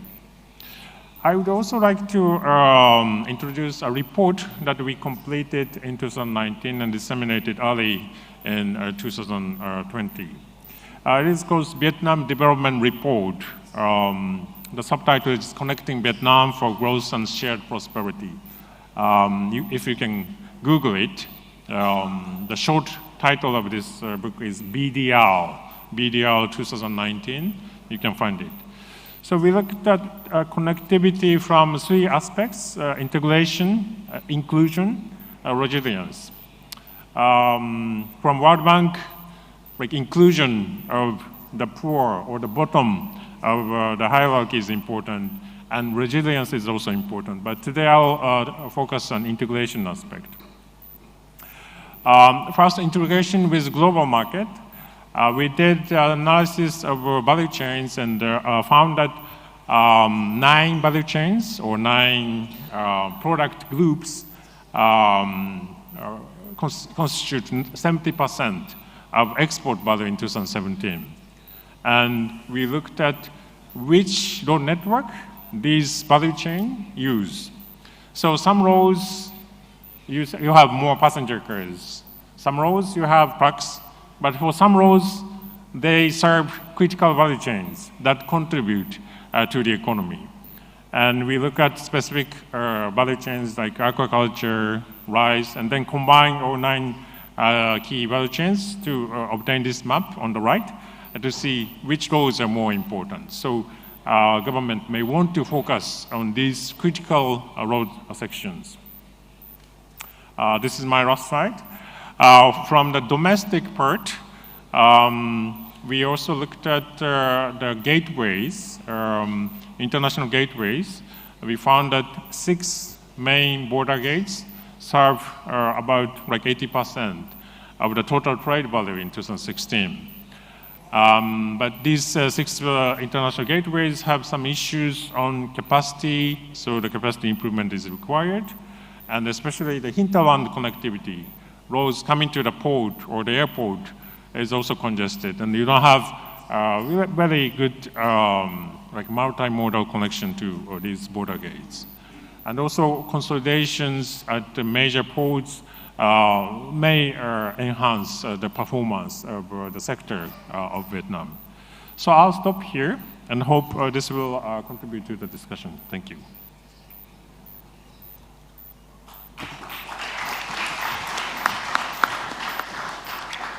Và cảm ơn ông Shige Sakaki, chuyên gia cao cấp của Ngân hàng Thế giới. Specialist from the World Bank for providing us with the brief on the LPI. This is an indicator provided by the World Bank, but highly appreciated by the countries, considering to be a measure to evaluate the development of logistics of the country. And Mr. Sakaki also provide the information related to the Vietnam Development Report, VDR, conducted by the World Bank over the past time to assist the Vietnamese economic development. To continue, I would like to invite Mr. Lê Duy Hiệp, the president of the Vietnam Logistics Service Association, to say about the opportunities and challenges in investment in logistics in Vietnam. Ladies and gentlemen, first of all, on behalf of the Vietnam Logistics Business Association, I would like to present to you the presentation. I would like to present to you very briefly to have the more time for the discussions and raising the question. My presentation today include the following point. First of all, the current status of the logistics in Vietnam. Secondly, we talk about the digital transformation to promote this industry. And thirdly, we will say about the opportunities for the development of the industry as well as the challenges therein. First of all, on the current situation of the Vietnamese logistics services industry, we agreed to call it on the logistics services as a terminology from no translate into Vietnamese. It is a very important sector, a part of the supply chain, and management of the supply chain playing a very essential role in the added value services, serving the trade development and contributing to improving the competitiveness of the economy. And in the COVID-19 pandemic, over the past nearly 1 year, the services have been demonstrating its role in the social distancing context. We book the products online, and that was the work of the logistics as well. At present, in terms of the statistics, we now have about 4,000 to 4,500 logistics service providers in line with the degree number 1, 2, 3, providing the 17 services. Yeah, nearly all of the 17 services, but in reality, more than 30,000 part of the segments belong to logistics. Some companies only do part of that, like warehousing or transportation. So our association, I would like to say that 90% of them are small and medium enterprises. In our association, we have 439 members, including both Vietnamese and FDI companies. As per the characteristics of the logistics industry in Vietnam, you can see on the slide that the level of growth area from 14 to 16%, as Mr. Sakaki from the World Bank said that in 2018, the World Bank has said about the ranking of LPI. We ranked the 39th compared with 2016, 64th, which have been 25 ranks higher. We rank only after Singapore and Thailand in Southeast Asia, and we are higher than Malaysia and Indonesia. For the cost of logistics, in line with the studies of the association, it costs account for the 16%, but the World Bank said about 20%. Yeah, so there is some kind of differences in the figures. Maybe the society and the government want to reduce the national logistic costs. Yeah, we want to reduce that. The contribution to GDP about 4%, and the outsourcing ratio is 60% or higher, and the outsourcing ratio is at it has been gaining more and more reliability from the society, from the consumers. Yeah, it has demonstrated the competitiveness of the logistics companies here. And next, would like also to present to you. We see that the cost is still high compared with other neighboring developed countries. We calculate, as I said earlier, against the GDP, it accounts about 16.8%. So about 42 billion US dollars. And the table here. We also see that the cost of logistics and GDP comparison with the countries, the advanced one like Singapore 8.5%, only North American countries similarly, and Europe and Southeast Asia. We see the figures on the slide. So the Vietnamese figures, 16.8% is relatively high. Why is that? The reasons are several. The country is long, and the 40% of the cost is the kind of road transportation, logistic cost. So together with the community, we have been making efforts to reduce the cost to maybe 14% of the GDP, 40% as compared with the GDP. In line with a report by the Ministry of Transport with support by the World Bank in July this year, the cost of logistics over the sales, you can see accounting of about 8.9% to 9.3%, depending on the type of enterprises. Now there is some kind of limitation for the LSPs in terms of the quantity, the types of segments in the logistics supply chains, the quality, as well as the management skills, the application of information technology. There are limitations in those regard, and also in human resources, which need to be improved. I will explain more about this on the IG application in logistics management. Next, I would like to touch upon the digital transformation.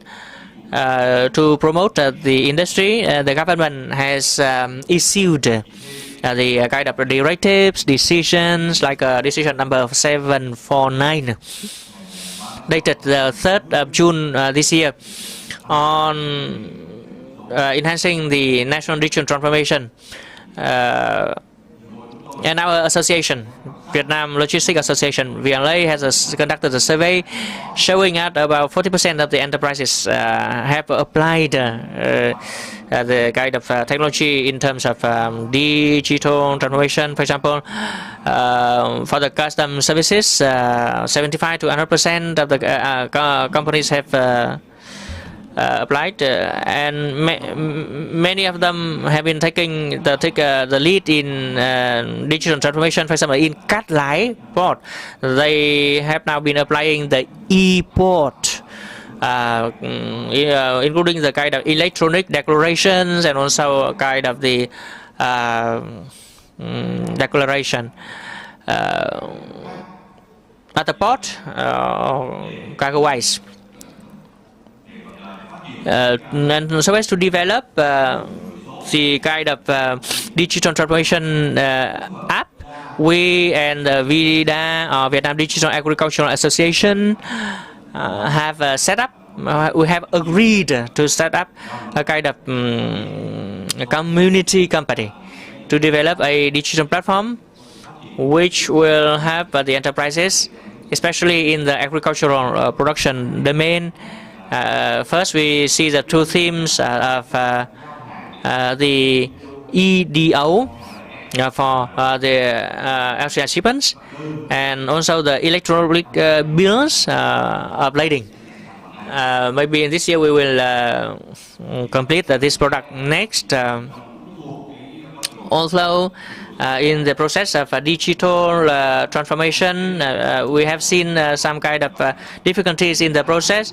80-90% of Vietnamese LSP are SMEs, so the access to finance and financial capacities are limited. They also face the difficulties in terms of human resources or the selection of the technology. We can see in the handout that from the e-logistics, green logistics, smart logistics, cloud logistics, to things like warehousing management, EDI, electronic data interchange or transport management system, TMS, the customs software, and other smart things like RFID, which means using the voice. You see that the survey have showed the result on the slide, and it shows that the results, the application is in modest. So in terms of the opportunities in the investment and development of logistics in Vietnam, first of all, in terms of the government, there have been lots of attention paid with the decrees of the government to assist the companies to develop the sector.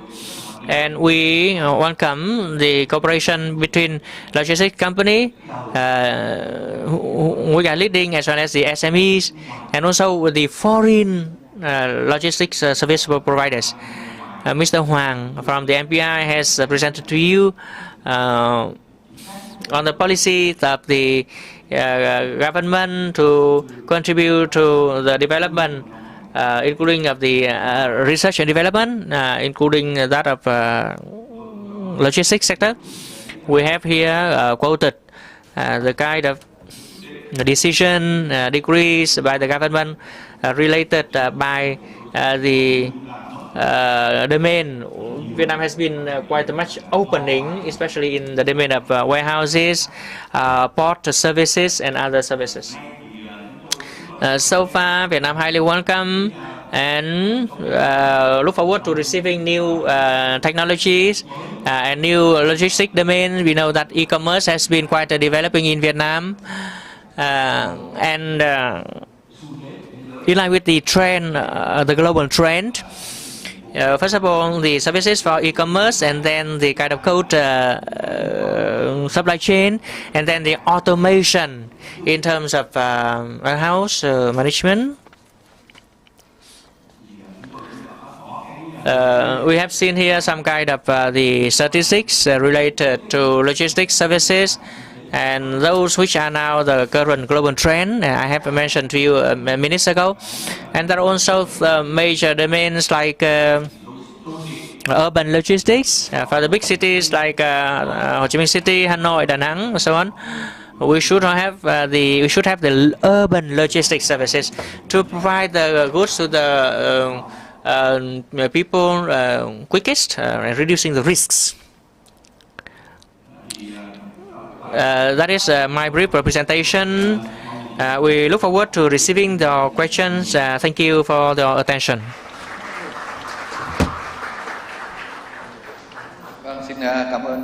Thank you so much, Mr. Lê Duy Hiệp, Chairman of Vietnam Logistics Business Association. Through the two presentations of experts, we have the overview picture of the role of the logistics sector and the status quo of this sector in Vietnam. As we see that with a country with a high growth rate and the huge amount of export and the goods and services for export, we see that logistics is one of the key driver of the competitiveness of the enterprises. And now I would like to give the floor for all of you for the Q&A session. And my question first goes to the two speakers that have not yet delivered the presentation. First to Mr. Glenn Hughes. We know that Vietnam Logos focus on the logistic infrastructure in Vietnam. So basing on your view as the external investor, what are the features that you think Vietnam can attract the investors in logistics? Morning. The factors that we've been talking about this morning with population growth, economic growth, transition to e-commerce, these are driving big interest in Vietnam for logistics investment, for retail and consumer-linked logistics. Part of the story. Obviously, another big and increasingly important part of the story is the orientation of Vietnam to attract more manufacturing to serve not only Vietnam's domestic markets, but the region and even global markets from Vietnam's central location in ASEAN and in the world. So it is the factors that have industrialization and consumer-led demands that are increasing the focus on logistics in Vietnam. But it's also, there is, as we've seen this morning and hearing, orientation to support more investment, more efficient delivery of goods and services through the logistics supply chains. So there's a combination of factors that certainly seem to be setting up Vietnam for its own success, but also actually putting Vietnam ahead of some of the other alternative locations or countries, particularly in ASEAN. Và xin cảm ơn ông Hughes. Với cái quan điểm của một cái nhà đầu tư thì ông From the perspective of the investor, you have presented the advantages of the Vietnamese market, and we may not forget the feature of the year today when we have the COVID-19 pandemic presenting all over the world. Vietnam can control this pandemic very well. It also drives the investors towards the investment and build their trust in the investment in Vietnam in general and in logistics in particular. And now I would like to give the floor to Mr. Đỗ Hiếu Bình. I know that Smart Lock is a very pioneering the entrepreneur and startup. So can you share with us about your observations on the logistic digital transformation? With a small-sized business like Smart Lock, what have you done in order to catch up with the logistic market in Vietnam and to catch up with other rivals in the world? Thank you so much. Before I answer this question, I would like to have some sharing with all the delegates. Smart Lock has an opportunity, although we are a small business, but we have the opportunity to work with many giant many big businesses in the world and in Vietnam, and we cover all the activities of the supply chain from the upstream to downstream. And we have been working with more than 100 big businesses and medium-sized businesses directly, and we have indirectly worked with 1,000 small businesses in logistics sector. And I see an important point is that in Vietnam, when we talk about digital transformation, it is a little bit like the trending term, but we are still at the early stage of the digital transformation. That means that we are building the foundation for the digital transformation. In order to have a comprehensive transformation, we need to cover all the transformation from the businesses, the organization, the structure, the strategy, the culture, the procedure, and others. And the enterprises are just integrating technologies in their operation passively rather than proactively. And I would like to share with you that in post-COVID, the opportunities of smart lock is larger, because the enterprises may come to smart lock as the preventive or protective measure or solution. That's what we see in the cooperation with the enterprises. And we can see that if we look at the digital transformation from the upstream to the downstream, we see that the enterprises behind the supply chain, those that are the manufacturers providing the warehouse services and products, they still have very slow transformation, and they are still asset-based and paper-based mindset.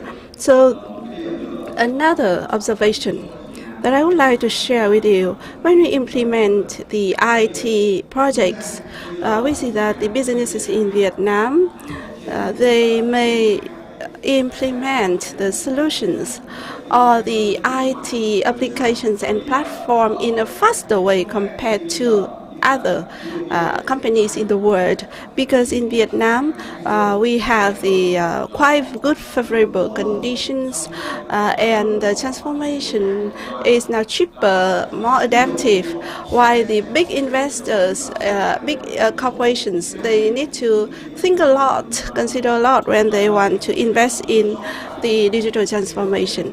And they think about, should they choose the global transformation or just local transformation limited to Vietnam. And another good point and advantage that we have is that with the advancement of technologies, companies like Smart Lock and other platform providers can provide very good solutions for our customer. In the past, we just think of the giant company like Microsoft and others that are capable to provide the solutions for businesses.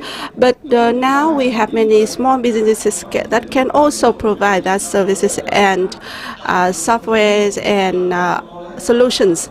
And we are now just at the semi-automatic procedure and step. So we must aim at the data-based, the most smart or the smartest digital transformation. In Vietnam, data is fragmented. So in order to accelerate the digital transformation, we need to have the cooperation with many parties. For example, Smart Lock, we work on GEU container platform. We need to persuade the ship providers, vessel providers to cooperate with us. So I think it takes 1 or 2 more years. In Vietnam, we have some kind of silo-based working mechanism rather than the data sharing mechanism. And I think that data is very important to provide us with a foundation for the optimization. So I would like to share with you that the digital transformation in Vietnam is very painful. But once we have the data platform, can we talk about the smart logistics? Thank you so much for your frank sharing, Mr. Bing. Your sharing provides us a clear picture of a painful digital transformation pathway. We think that but through your sharing, we can feel some positive signals.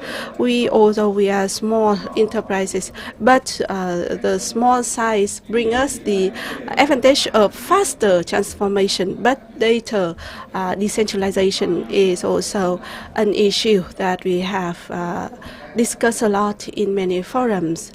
Due to the working method and habits, we are lack of the sufficient data sharing in order to have the sufficient transformation.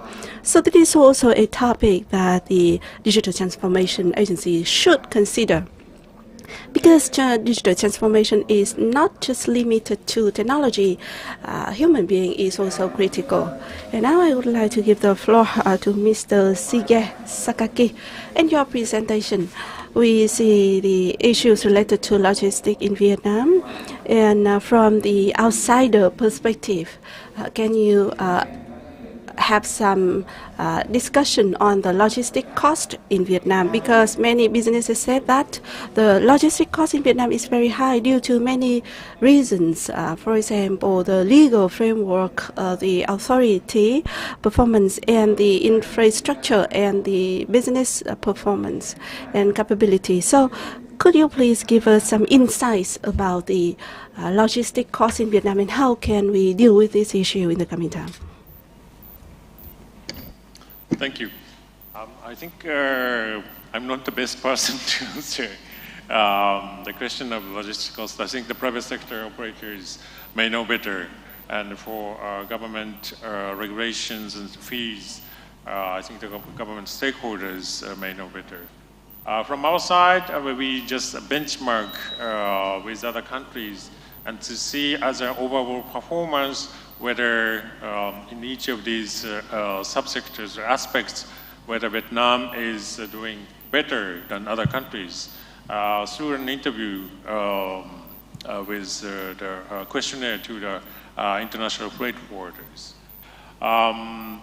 But in the long run, I see there are still areas to improve in Vietnam that was also captured in the LPI, as we saw that indicators on the input, the policy side, such as customs and infrastructure, fared rather poorly compared to the indicators of outputs, like the actual performance of the sector.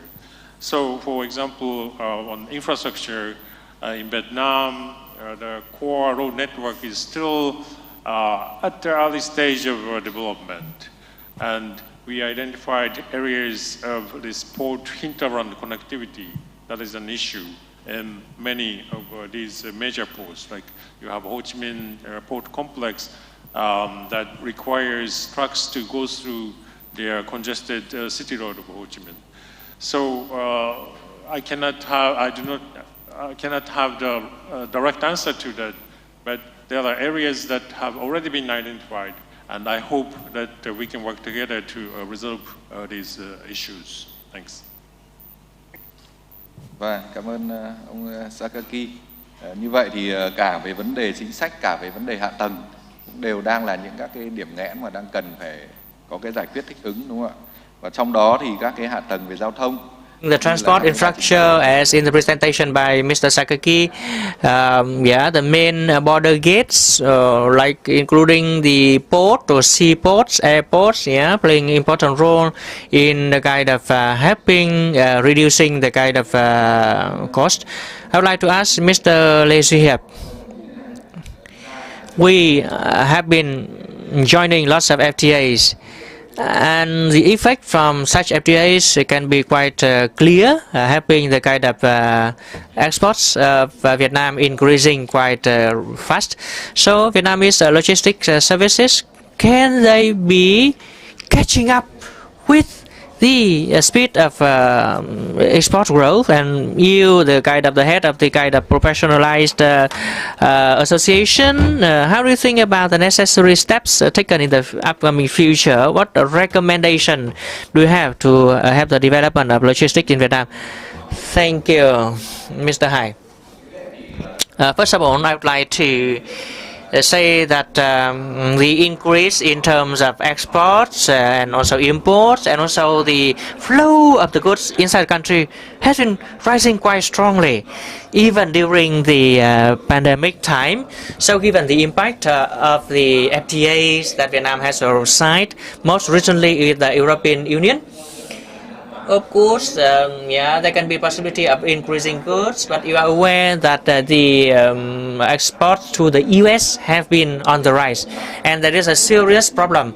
That's the lackage of the kind of the containers to put the goods in to export, and it does not depend on us, but depending on the community of foreign forwarders, shipping lines. So in terms of the infrastructure as well as the material facilities of Vietnamese logistics sector, I think they can accommodate the development of the growth of the communities and also the demand, the requirement of cities, given the growth of the communities in terms of the hardware, which are the kind of infrastructure like the seaports, airports, warehouses, and related services like the domestic goods transportations. We can do that. We have the system of gateway seaports like Cái Mép, Thị Vải, and secondly like Viet in Hải Phòng, and thirdly in Ho Chi Minh City, Đà Nẵng, and other ports. There is still room in terms of their capacities to serve to accommodate the increasing amount of community, 10 or 15% growth. For example, for Cái Mép, Thị Vải port, it has accommodated the world biggest ship, the 20,000 TEU coming in quite safely. So we know that in terms of the infrastructure, Vietnam can accommodate, Vietnam can meet the demands. For the airport, Vietnam, Nội Bài Airport has been expanded, and Tân Sơn Airport has been expanding its runways. Most of the international carriers has bought freighters in Vietnam with regular frequency, serving quite well the products fighting against the pandemics, not only of Vietnam but also the one. So, and for the warehousing system, you know that the industrial parks and the key areas, Vietnam has enterprises to serve in terms of warehouses, storage, distribution, and so on. In terms of the software, I have said earlier about the hardware, now the software, meaning the policies like trade facilitations, custom clearance. There has been lots of progress and improvement, but we still need to have more reform, even more reform, more trade facilitation, especially the custom clearance. We have heard and discussed a lot about the things like a specialized examination. Yes, there has been improvement, but the society requires for more improvement, more reform, more trade facilitation, which will be quite facilitating for the development of the logistics industry and also socio-economic development of Vietnam. Thank you, Mr. Hiệp. So we have seen that the picture of logistical infrastructure has seen improvement quite strongly, clearly. And one of the important proof is that we have just accommodated the big containers vessel to Cái Mép, Thị Vải, sending a quite strong signal to the shipping lines that Vietnam can become a hub for the movement of goods, kind of stimulus for the goods coming to and via Vietnam. But I see also a factor that the competence of the LSP at the companies. Yeah, so far the LSP's logistics service providers in Vietnam have been mostly working domestically, and the linkage and the striving to markets outside are still modest. So this is a point that Vietnamese agency, association need to join hands to work on in coming time. So we have discussed initially with the panelists. For the next part of time, I'd like you to raise the questions to the panelists, raise your voice, or from your own practical work. If you have any problems or issues logistically, you can discuss with us. The floor is yours from the audience.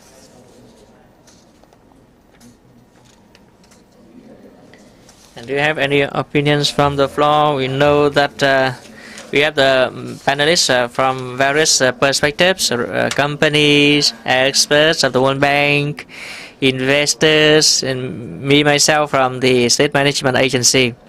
So you can raise questions to any of them, yeah, especially the panelists here. So any queries from the floor? If you do not have question, I would like to ask Mr. Hughes. Oh, yeah, please, sir. Yeah.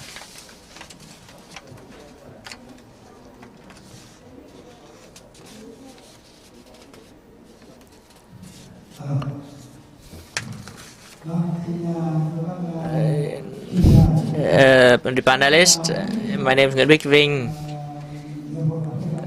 Vietnam Coffee and Cacao Association. I have a question raised to Mr. Hiệp. In fact, Mr. Hai is one of the person paying a lot of attention to logistics. You know that logistics in Vietnam is quite vital in the period of integration, especially the 13 FTA side. With the very strong development. So our association so far, you know that we have exported 1.7 tons of coffee, 1.7 million tons of coffee, worth about 3 to 3.5 billion US dollars. And not only coffee, but also pepper and cashew nuts. For the first 10 months of the Vietnam has have the export surplus of 19 billion dollars. So the services of logistics is mostly for Vietnamese companies exported in terms of FOB. And Mr. Hai, from the perspective of state management, think a lot about this. And we from our Coffee and Cacao Association of Vietnam and other companies paying a lot of attention to this. How to facilitate Vietnamese company to have the vessels fleet to work on the transportation, like this use of the containers, right, Mr. Hiệp. And also the cost, yeah, as Mr. Hai said, including the rent of the vessels, quite high. So kind of somehow impacting the competitiveness of Vietnamese exports, including coffee. So the Vietnamese Logistics Association, VLA, what kind of plans you have to meet the demands on things like the vessels and also the cost, the expenses, so that we can lessen the cost for the exporting of coffee and other products. Thank you, Mr. Vinh. From the Vietnam Coffee and Cacao Association, Mr. Hiệp. Thank you, Mr. Vinh, for the question. First of all, I would like to say that, yeah, we have been mulling, thinking a lot about the high costs, high expenses, especially the agro products, including coffee and cashew nuts. Yeah, Vietnam even import the crude material of cashews and export, one of the top countries. And also with Robusta coffee, Vietnam is one of the top countries in the world. Yeah, we need to admit that Vietnamese international forwarding capacity is still quite low. We do not have kind of shipping lines. For example, internally in Asia and then beyond, and also with the airlines, Vietnam has many airlines now, but for the cargoes, the freighter, space freighters, which are the planes specialized for carrying the cargo. Yeah, we are still weak in that regard. So the VNA have been making efforts to reduce the cost, including the commodities you have mentioned, Mr. Ving, transportation of the coffee from the materials area to the warehouses for the semi-processing and packaging. Yeah, the transport cost has been reduced, and there are more warehouses to meet the demands with the more competitive prices, thanks to the fact that many enterprises has been investing in warehousing. And next is on the arrangement of transportation. Yeah, Vietnam's customs is that we are selling FOB. Yeah, that is our habit, and we buy CIF. Which although also increase the cost, reducing the habit. Maybe Mr. Hai understand this. Changing the habits will take a time, and our member companies for the arrangement of transportation and gradually shifting that habit, that custom. We have been working on that, and we also have made the changes for the arrangement of the transportation from other countries to Vietnam, so that we can persuade the companies to shift to selling CIF. Yeah, we have been thinking a lot about this, the issue you raised, Mr. Ving. And for the logistic services, which are quite specialized, for example, the post-harvest losses is still high. In logistics, there is a subsector called post-harvest logistics. Yeah, post-harvest logistics. So we have studied a lot in other countries, including Australia. So we think we have a debt towards the Mekong River Delta on the logistic cost, which is still quite high. So we will try to make efforts to improve. Thank you. Thank you, Mr. Hiệp.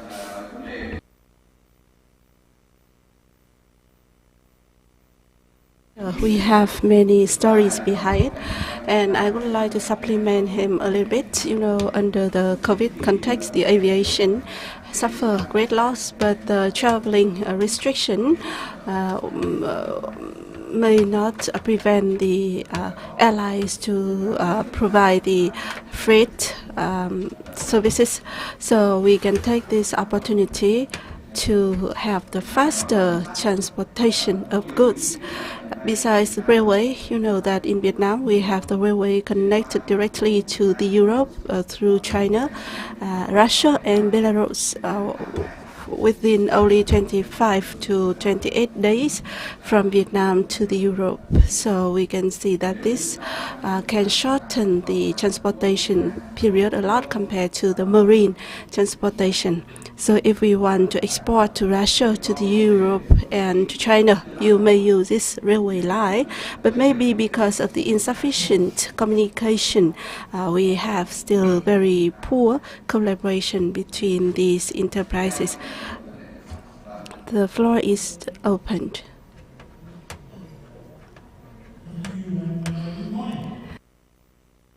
I'm the Vice President of Auscham, but I'm also the Country Director of Allied Vietnam, which is an organisation which looks after international logistics for removals and relocations in and out of the country. We've been operating for, 12, 14 years or so. I also teach into the Vietnam Customs School, and I just want to get some feedback from you about customs clearance as a very important link in the international supply chain. What do you think of initiatives like authorised economic operators and the national single window, and how is that affecting logistics improvements in facilitation from your points of view?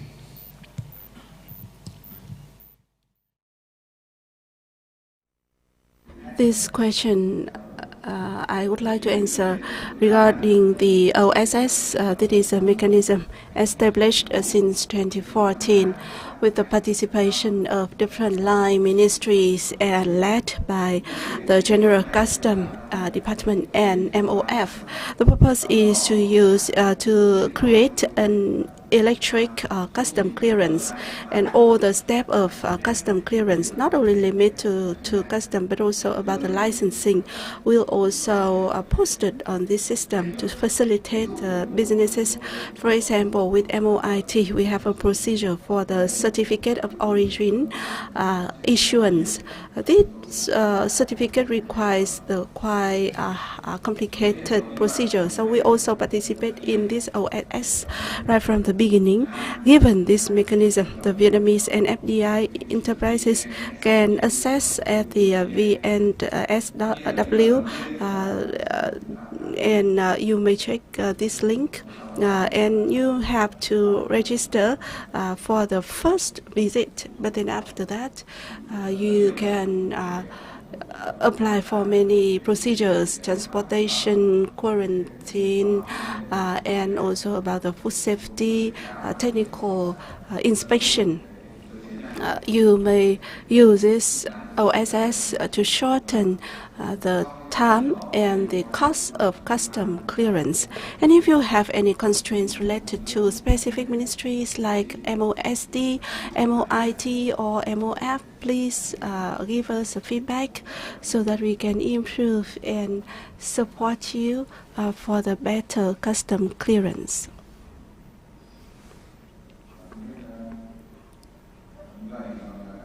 Would you like to have any further comments?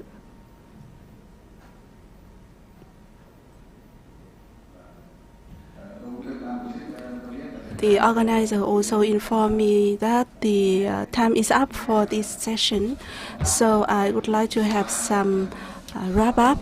And through the discussions of all the speakers and the delegates, we see the critical role of the logistics sector in a dynamic and developing economy like Vietnam, with the participation of the businesses, localities, associations, and training facilities to provide the workforce for logistics sector. We see the change, the positive changes in this sector. However, many efforts are required in order to accelerate this growth of this sector, and digital transformation is also a factor, a new factor, but very important for the modernization and efficiency improvement of the logistics sector. We hope that through this discussion, we have the common view of the development of this sector in the future, through which we can contribute to the business operation of each of you here. And on behalf of the organizer, I would like to thank the 4 speakers for your great participation.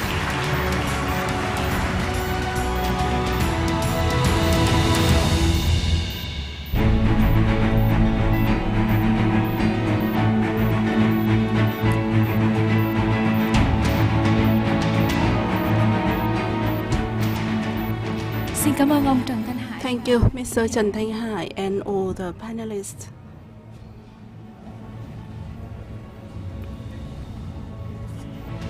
Kính thưa quý vị đại biểu, Ladies and gentlemen, distinguished guests, we have just completed the second session on the smart logistics, the key for Vietnam to enhance its competitiveness in the global supply chain. It is clear that with the adoption of EVFTA, the export and import of Vietnam has gained significant achievements. As of October 2020, we reached the surplus export, net export of about 19 billion US dollar.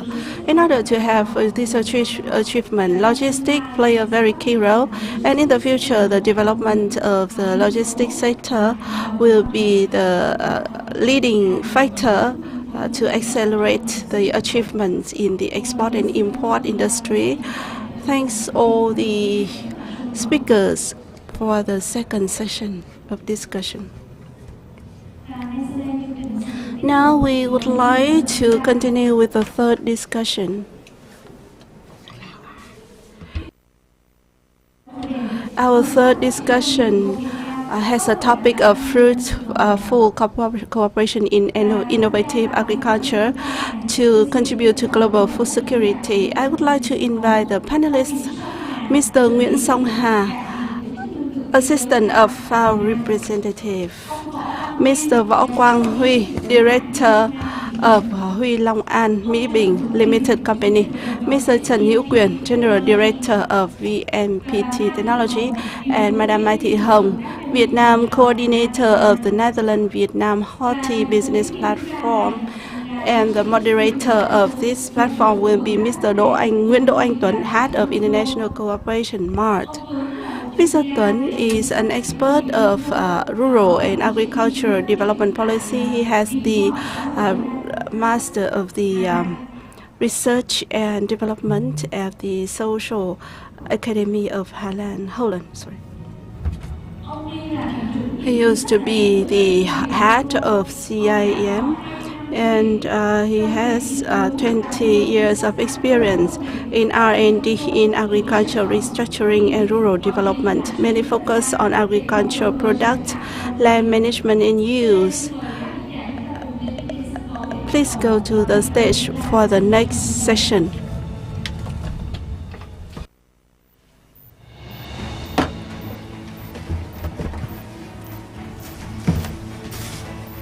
Kính thưa Ladies and gentlemen, for this agricultural session, I have been invited to coordinate, and I have invited the representatives of the stakeholders on agricultural sustainable and high-tech agricultural development, especially in the COVID pandemic. And the previous sessions, they were also quite appropriate. Yeah, and in the context of COVID, we speak about digitized economy, and also to avoid the disruption of the global supply chain. We have Mr. Song Ha, assistant to the representative of the FAO. Yeah, we can consider him to be the representative because FAO does not have a kind of official representative here due to COVID. The lady has not been able to come here. He knows quite well about the agricultural sector. Maybe not less than me. We have the representative of the businesses, Mr. Huy, Mr. Võ Quang Huy, very famous in terms of agricultural production. He is nicknamed Huy the Banana. Yeah, he's very talented in opening new markets. And we also invite Mr. Trần Hữu Quyền from VNPT Technology, specialized in providing digital solutions, technological solution, including the digital solution for agriculture. Ms. Mai Thị Hồng, coordinator of the Vietnam, the Netherlands Crop Cultivation Business Cooperation Association. Madam Hong's association plays a role of the matching, linking companies, including the Dutch company with Vietnam. The Dutch companies to Vietnam. So I'd like to invite Mr. Nguyễn Song Ha, assistant to the representative of FAO to Vietnam, to deliver his presentation on the global food security.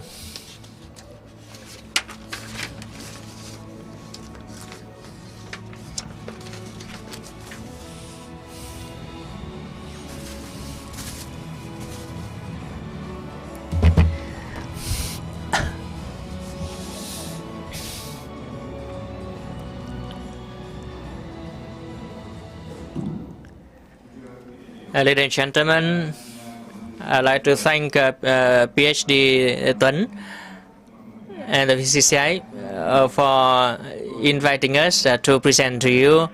My presentation, as ordered by the organizers, is on the global demand for food, opportunities and challenges for Vietnam's agricultural products.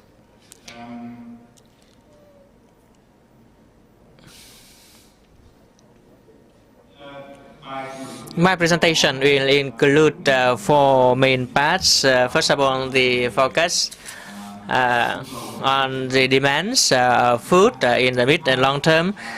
Secondly, the demands for food in the short term with the COVID pandemic. And thirdly, on the challenges and opportunities for Vietnam, as well as the notes, things to be noted why carrying out the agricultural revolution, which is agricultural digitization, digital agriculture.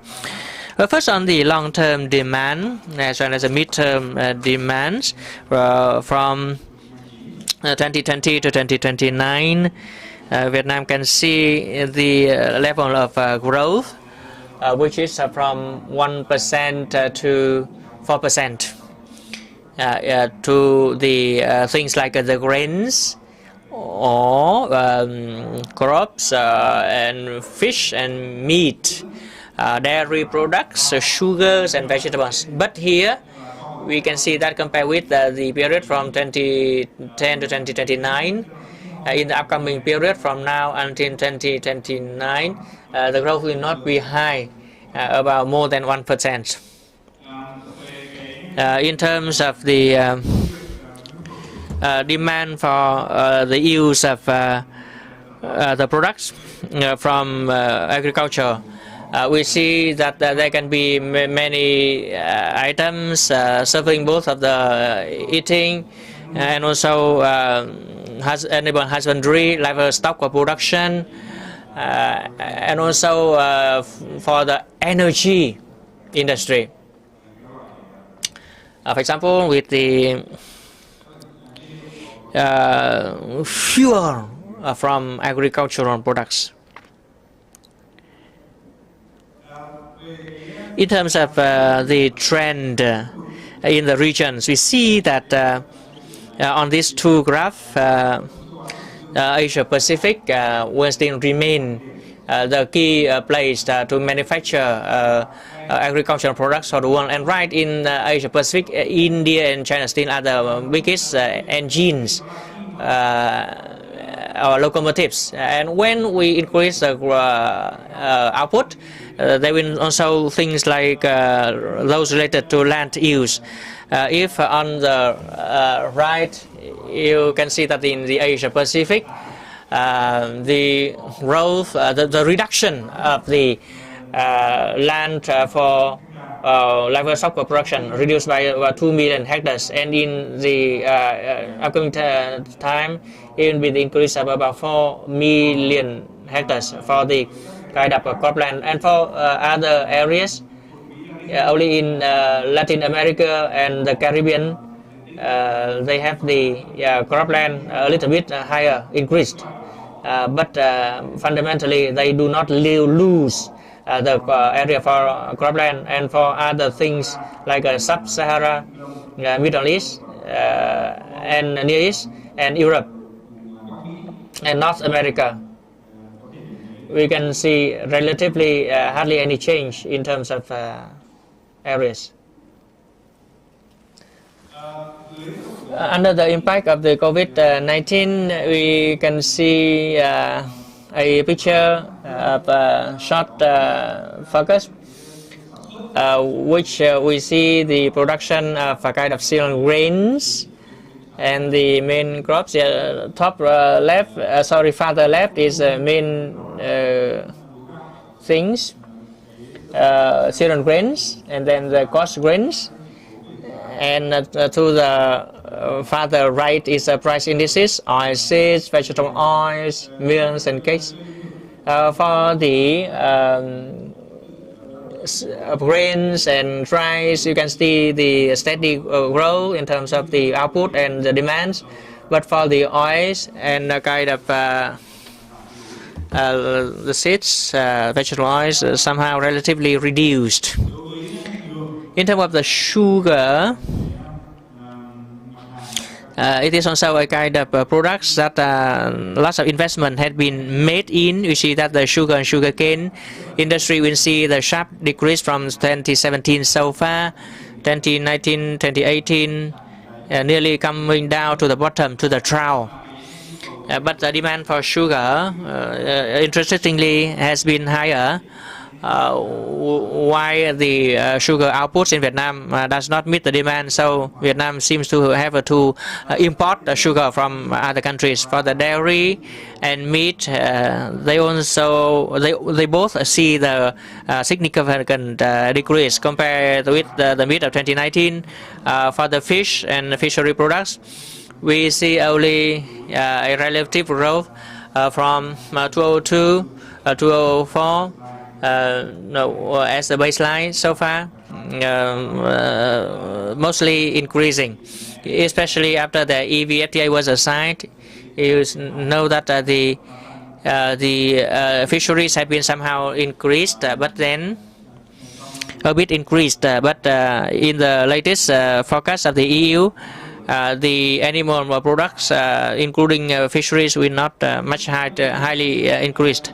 For the key challenges, this is the picture for Asia Pacific, not only for Vietnam. First of all, we see that the online trade in food and agriculture seems to be likely to contract in 2020, while the credit market are tightening. Not all of the countries have the fiscal measures which are strong enough to manage the impacts of the pandemic, especially the countries which are highly dependent on the imports. We can see some countries, the rich one like Brunei Darussalam or Singapore, they have still import lots of food from other countries. They are not agricultural countries. Next is on the supply chain disruptions due to the large-scale lockdown in a larger scale, leading to the hindrances of the good transportations, and in some cases threatening by the food security in general, and also that of the region.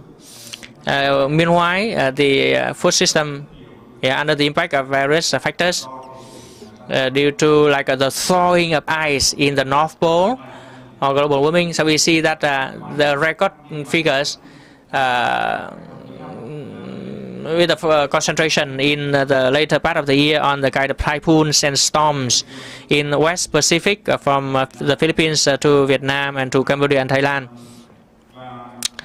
And we also see that the budget for R&D have been diminished, also partly due to the fact that there have been difficulties in public debts in many countries, affecting the modernization and investment in agriculture on agricultural extension.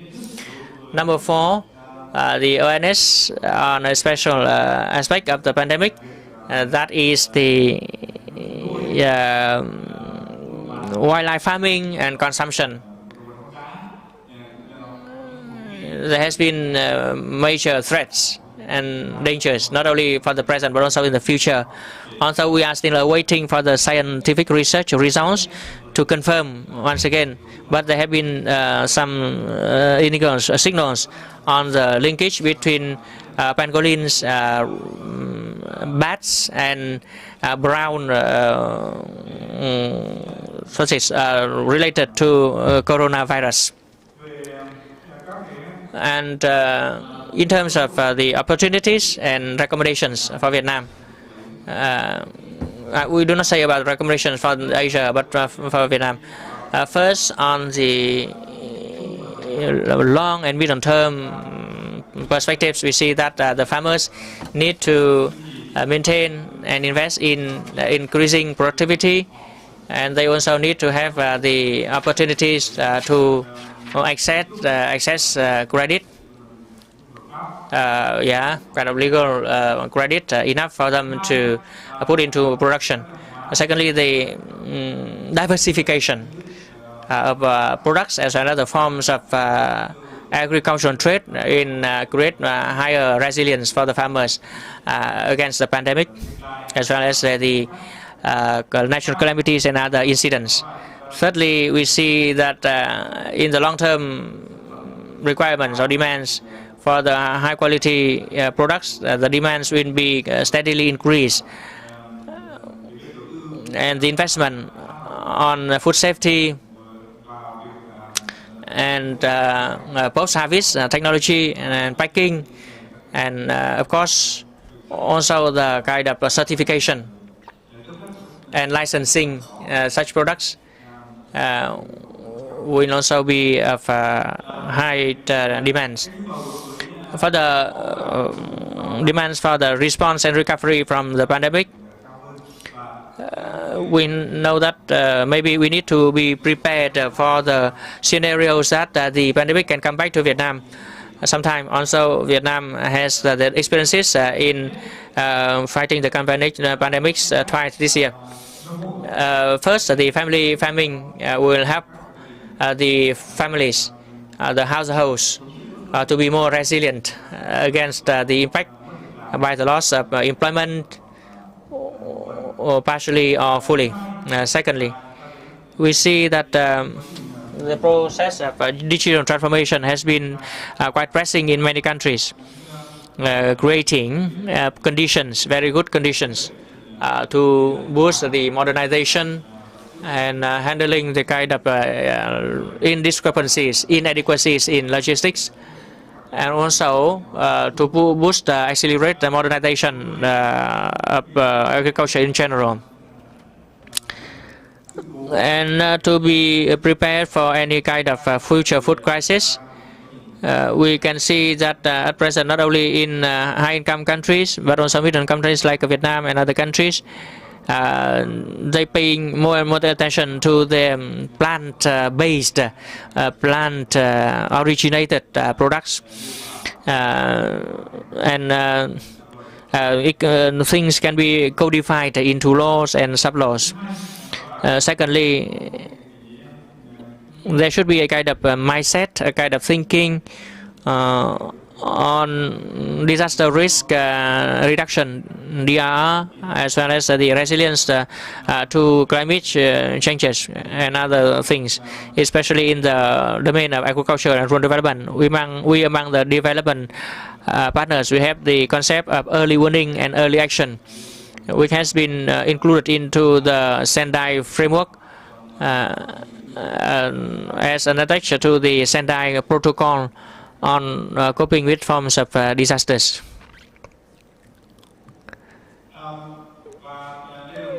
And this is my final slide with the theme on a digitized Vietnam today. As we agreed from the beginning, this is a theme which has been going throughout this early this year, since the outbreak of the pandemic, making the country to speed up, to accelerate in the digital transformation in all domains, including agriculture. Digital technology can help the compliance with regulations and standards on trade of agro products, and also to help the farmers to have better and more reliable access to fundamental services, from insurance to agricultural extension, market, credit, and finance, and also to reduce the transaction costs in the process of flow of goods. However, there can be also inadequacies, which due to the time constraint I cannot present to you now, but the experts have somehow spoken about earlier. And the governments need to have measures to ensure the kind of information security, data security, and as well as the quality of the technology on the digital platform, to prevent the over-exploitation to negative purposes, causing more and more vulnerabilities to the people. For example, the misuse of the unlawful actors. And the government also need to set a kind of data standards, aiming at addressing the concerns of data quality. And thirdly, the government needs to pay due attention to capacity building, to create, transfer and analyze information for the enforcement of the rules and the regulations more effectively. However, these are the recommendations of the FAO to regional countries that new regulatory requirements on data should not create new barriers to trade. They should instead provide competitive benefits and advantages to nations which are in the process of negotiating agreements on data sharing. That is my presentation. Thank you. 8 minutes as required. Thank you for the attention. Thank you, Mr. Songha, on the bird's eye view on the global agricultural market and the observations on the impacts of COVID on the supply and demand in agricultural sector, and some suggestions especially related to digital agriculture application. And Mr. Ha's presentation topic suggests that with COVID-19 we should find the opportunity for the horti market because, you know, in terms of supply, the disruption of production occurs and the disruption of the value chain occurs. And globally, when they face this crisis, first they think about food, right? So the need to store the food. It is very clearly reflected in Hanoi. In March and April, if the government did not issue a very clear announcement of the available rice and food, I think that people will take a very long queue at the supermarket. And in Vietnam agriculture, in 2020, the results so far are quite positive.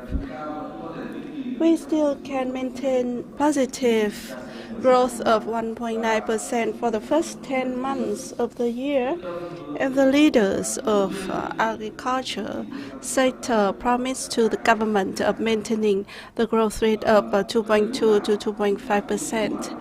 And regarding rice, we have enough rice for domestic consumption, and we have the export of 2.3 million tons of rice at the price of $2.8 billion US. And compared to the same period in 2019, we had the growth of 1.1%, and we still keep the objective of 44 billion US dollar of export. So we still see that with the adaptation, we can have many opportunities. And recently, the government has paid a lot of attention to the agriculture with the issuance of a series of decrees on investment, agriculture promotion, and enhancement of supply chain linkage. And the enterprises pay more attention to agriculture. The number of agricultural businesses recently reached more than 12,000. I mean that 4 or 5 times of 5 years ago. And we see the very big names in agriculture: Vinamilk, TH Milk, Hòa Phát, Vingroup, Hoàng Anh Gia Lai. And we see the great support of the society and of the world, and their attention to the food sector. They are worried about the new food crisis, because in crisis they tend to lean on agriculture.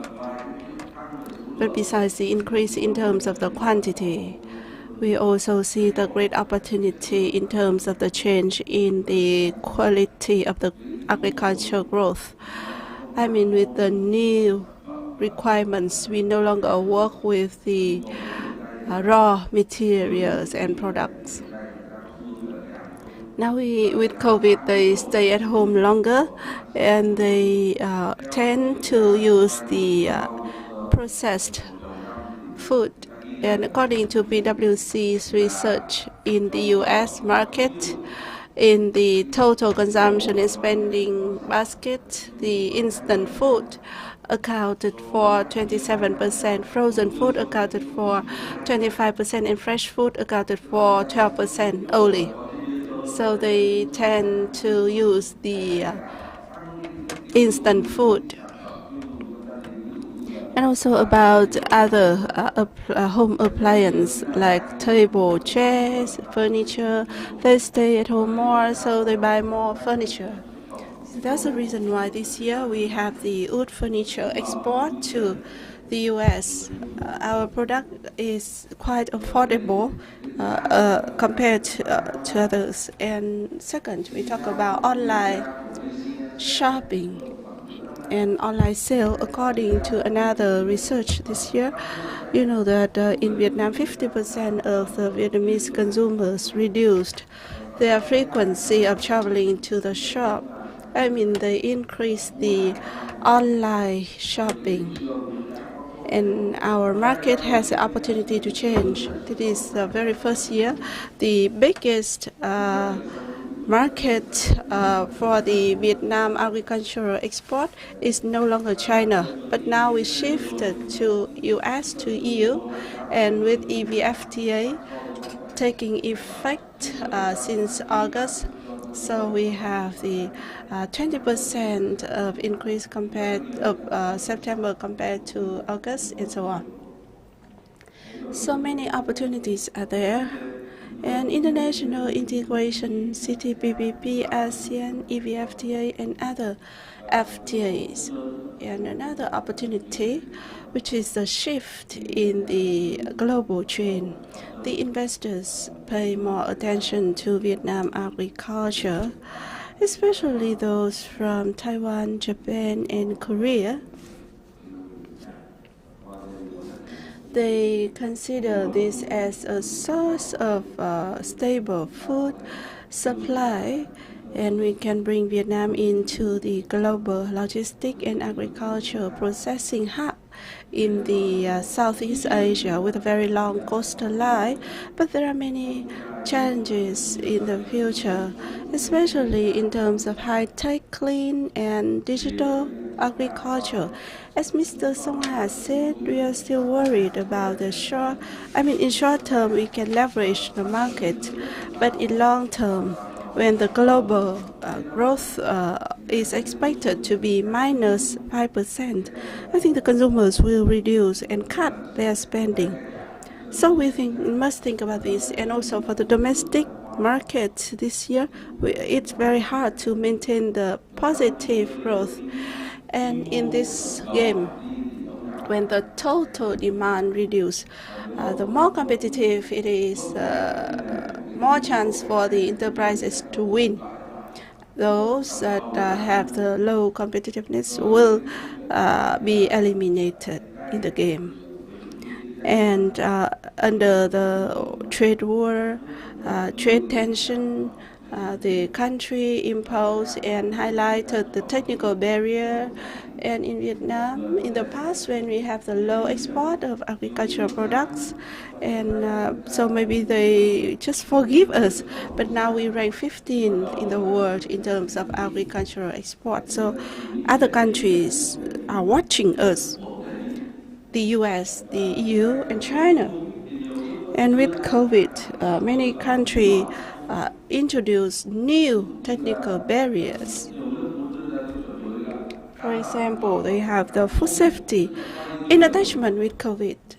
This is a new standard.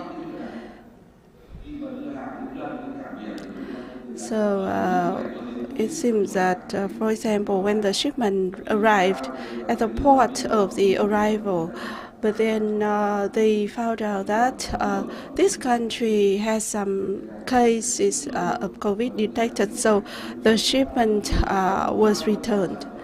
And we see that 50% of our agricultural products are exported, so we need to follow the game rules. And also we talk about the value chain disruption and the increasing logistic cost. And Mr. Hai said About the investigation, we know that the logistic costs from the beginning of COVID has increased by 45%. And 40% of the increase is caused by the shipment cost. And we have the internal challenges, for example, small-sized, weak linkage, and we talk about climate change and natural disaster. This year we have flood. Next year maybe we have drought or maybe solar intrusion. So that is also an issue, and also the issue of ASY, and also about some kind of worm disease in the crop. So it's very difficult if you don't deal with this issue. So there is some additional information regarding the challenges and opportunities of Vietnam agriculture. And we know that it is not the short-term story. We need to wait for the next 2 or 2 years to see the clearer path.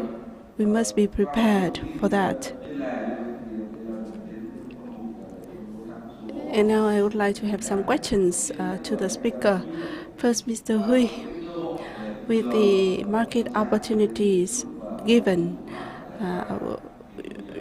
in the case of crisis, they turn back to agriculture. So how to connect, how to link, and how to develop the clean agriculture and smart agriculture to link with the market.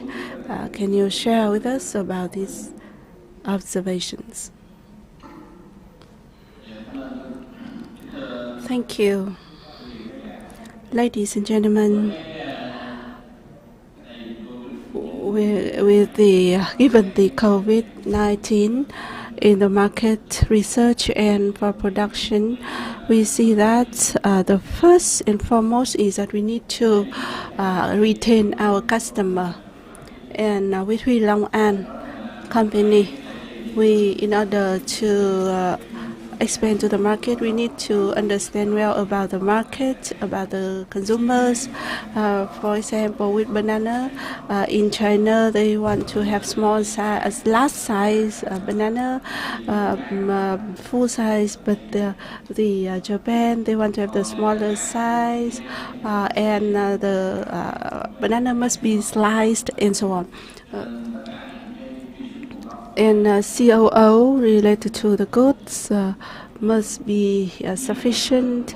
And for China, they start to evaluate the packaging vendors.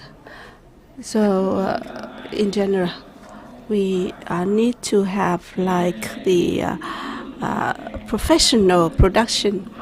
And in order to retain the customer, we need to develop the farming area, and we need to link with the farmers.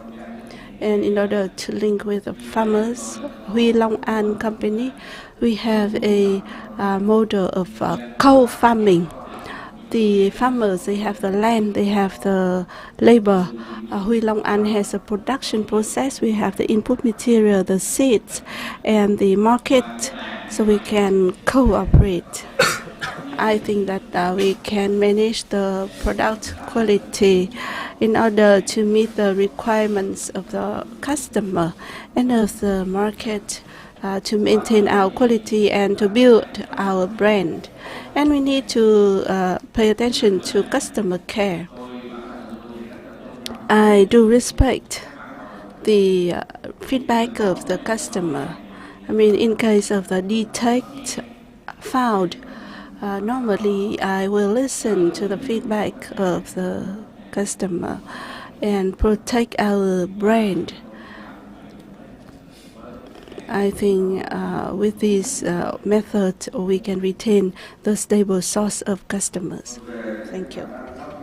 So in terms of the capacity of application of digital technology, how do you from your company do?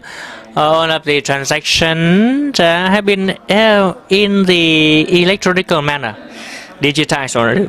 And for the development platform, in terms of the planting and taking care of that, yeah, there have been the infrastructure, but not quite stable. For example, for the smart irrigation, but there should be the three-phase power.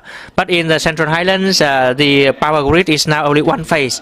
And for in the Dong Nai areas in the past, they planted sugarcane, but now no profitful, so they changed to another crops. So there has been some kind of administrative regulations, like the planning on the type of crops to be planted, and also the land use purposes.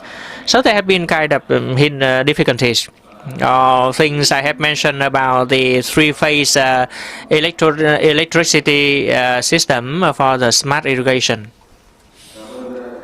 Thank you, Mr. Hui, for what you shared about the connection with the market and the new standards to be complied with, and the linkage with the farmers, and also things like the digital technology application where there have been difficulties in terms of the infrastructure. Mr. Chanukian from the VNPT technology, which is specialized in providing digital technology for agriculture, having heard of what Mr. Hui has said, how do you think about such difficulties while applying the digital technology in Vietnamese agriculture, and what do you think are the kind of the breakthroughs, and what can it bring about to the agricultural development of Vietnam? Thank you, Mr. Tuấn. Ladies and gentlemen, VNPT technology is a kind of technology company applying the technology in all sectors, including agriculture.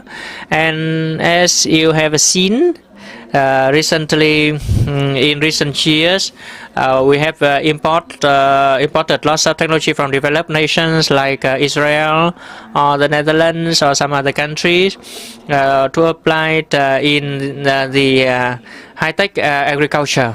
So given the awareness that we are a technology firm and applying technology into agriculture, we aim to improve the quality, productivity, quality, as well as the confidence of the customers to the products like agricultural products. So taking a look at the reality, we see that our products provided to the clients, especially international clients, paying a lot of things like the origins. Mr. Hui has said there have been kind of mapping or planning on specific crops to plant to be planted in a specific area. We have not a kind of the agricultural products map for the country, so sometimes it is much redundant in this place, but sometimes it is a shortage in another place, because the farmers, if they see that, oh, this product is a kind of lucrative, so they rush in planting that kind of crop, and at the end of the season, there are too many products. The output was so high, so the consumption was decreased. So we should some kind of clear picture so that everyone taking part in the game can have the clear view, so that big companies like that of Mr. Hui and other enterprises can develop. One of the applications we have made is that we work with the traceability. We have the complete process from the incubation, germinating, to harvesting, processing, and to the distribution channels and the users, the consumers. That is one of the applications we have made. So is that different from the technology imported from other countries like Israel, or the Netherlands, or Australia? In reality, we applied this new technology, including the IoT, AI, And given such things, we can realize the precision agriculture and bringing the technology in general, including digital energy of IoT and AI, Internet of Things and artificial intelligence to reduce the cost of investment. And that is quite appropriate to the Vietnamese market, because you are aware in the previous years to import the technology from other countries, only big companies could do that. So our approach was to provide solutions or digital platforms which are enabling, so that farmers with their limited amount of money they have, it is affordable for them, because the cost for operation and investment will be reduced. And big company like that of Mr. Huy and other company, when they develop, you can mobilize the resources from the society to help the development of the agriculture in Vietnam. Thank you, Mr. Quyền, for sharing this from traceability, precision agriculture, and he also showed us kind of difficulties when applying digital agriculture in Vietnam. In addition to the things mentioned by Mr. Huy, like infrastructure, and as Mr. Ha has said earlier, the application for this is not only the hardware, also data. Yeah, for example, the mapping, a map, a national digital map of agricultural products, which we can cooperate between the public and the private sectors to meet the demands. From the MARD Ministry of Agricultural Development, when I was the Director General of the Institute of Agricultural Policy, we often publish every 5 years the kind of agricultural atlas. Of course, it is not detailed as to the communal level, but only to the district level. But I think with the technologies now, we can cooperate with VNPT so that we can have the detailed mapping to the communal level. I think, yeah, I know that it will take time, yeah, not overnight, to have such a kind of digital map on Vietnamese agricultural product like that. That is on the technology, but another issue, as Mr. Huy has said, it is a linkage with the farmers. The Netherlands is very famous on agricultural development, and also the business association and chains. Today we have invited Ms. Mai Thị Hồng from the Vietnam Netherlands Agricultural Association. We would like you to share with us the experiences of the association, and given the experiences, how can Vietnam apply such experiences, such models? Thank you, Mr. Tuấn. Good morning, everyone. First of all, I would like to introduce briefly about our association. We have the official name of Vietnam, the Netherlands Vietnam Horti Business Platform. In fact, it is a Dutch entity established in April 2019, quite new, in the visit of Dutch Prime Minister to Vietnam, celebrating the 46 years of cooperation between the two countries. And the MARD of Vietnam and the Netherlands have signed an MOU gathering for the first time between the governmental agencies, research institutions, and Vietnamese businesses, and also the farmers. For more than 1 year of operation due to COVID-20, we faced some difficulties, but also we have identified some experiences while applying the advances or progress of the Netherlands to Vietnam. The Netherlands has been, it is a small country, only 17 million people, and very small cultivation area, but successfully applied technology. 25% of the total greenhouse area in the world.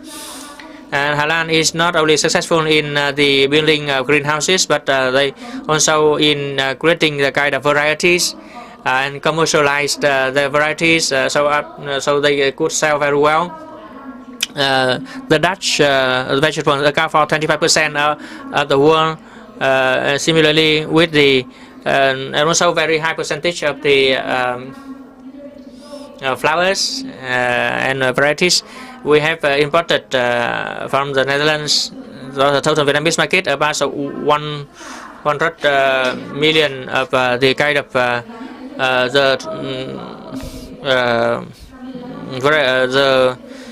kind of products to prepare for the planting of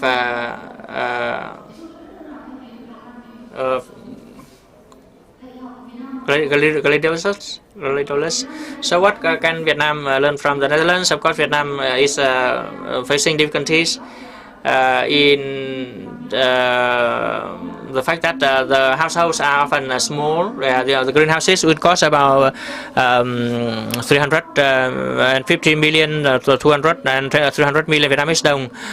It would cost. So how can the farmers can earn enough money to build such greenhouses?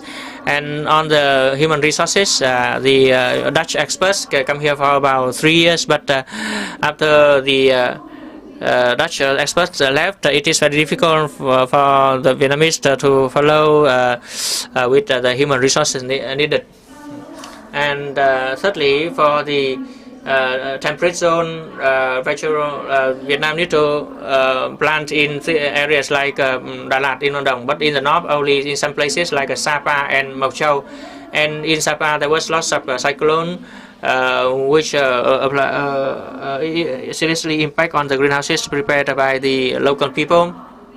So what can we learn from that? First of all, in terms of the varieties, we can apply the varieties or the small technology of the Netherlands, which can be the kind of soil analysis packages or soil nutrition or investing in human resources. I think it would be more appropriate for Vietnam's scale at the moment. I would like to share with you a successful model on Dutch corporation in Vietnam. That is a Đà Lạt Hass Farm company in Lâm Đồng. They were thinking about it in 1992 and officially established in 1994. First of all, only 2 hectares of flowers, and now more than 100 hectares already. And export 70% of the turnover is from exports. And you have said about food, but flowers are also very important. The kind of the food for the mind, and also bring about high value for the Vietnamese farmers. So I think we also need to apply the technology in a way which is suitable to Vietnam, and the Vietnamese people love flowers very much, and the country also is suitable for the development of flowers. Thank you for the attention. Thank you, Madam Hồng, for your great sharing on the best practices of Holland, especially the high-tech. First, we need to focus on the seeds, and then with a small-sized scale, and with the unskilled workforce, it's very difficult to apply, but there is some kind of suggestion. In Netherlands, they have some consultants, and through the cooperatives, they can support the farmers, including SME, in order to develop the high-tech agriculture. And now I would like to come back to Mr. Song Ha. Under the context of COVID, people are concerned about food security. And for agriculture, it is also an opportunity for us to gain the market. So according to your observation, how is the contribution of the foodstuff sector of Vietnam to the global market, and what kind of product items that will be hot in the coming time?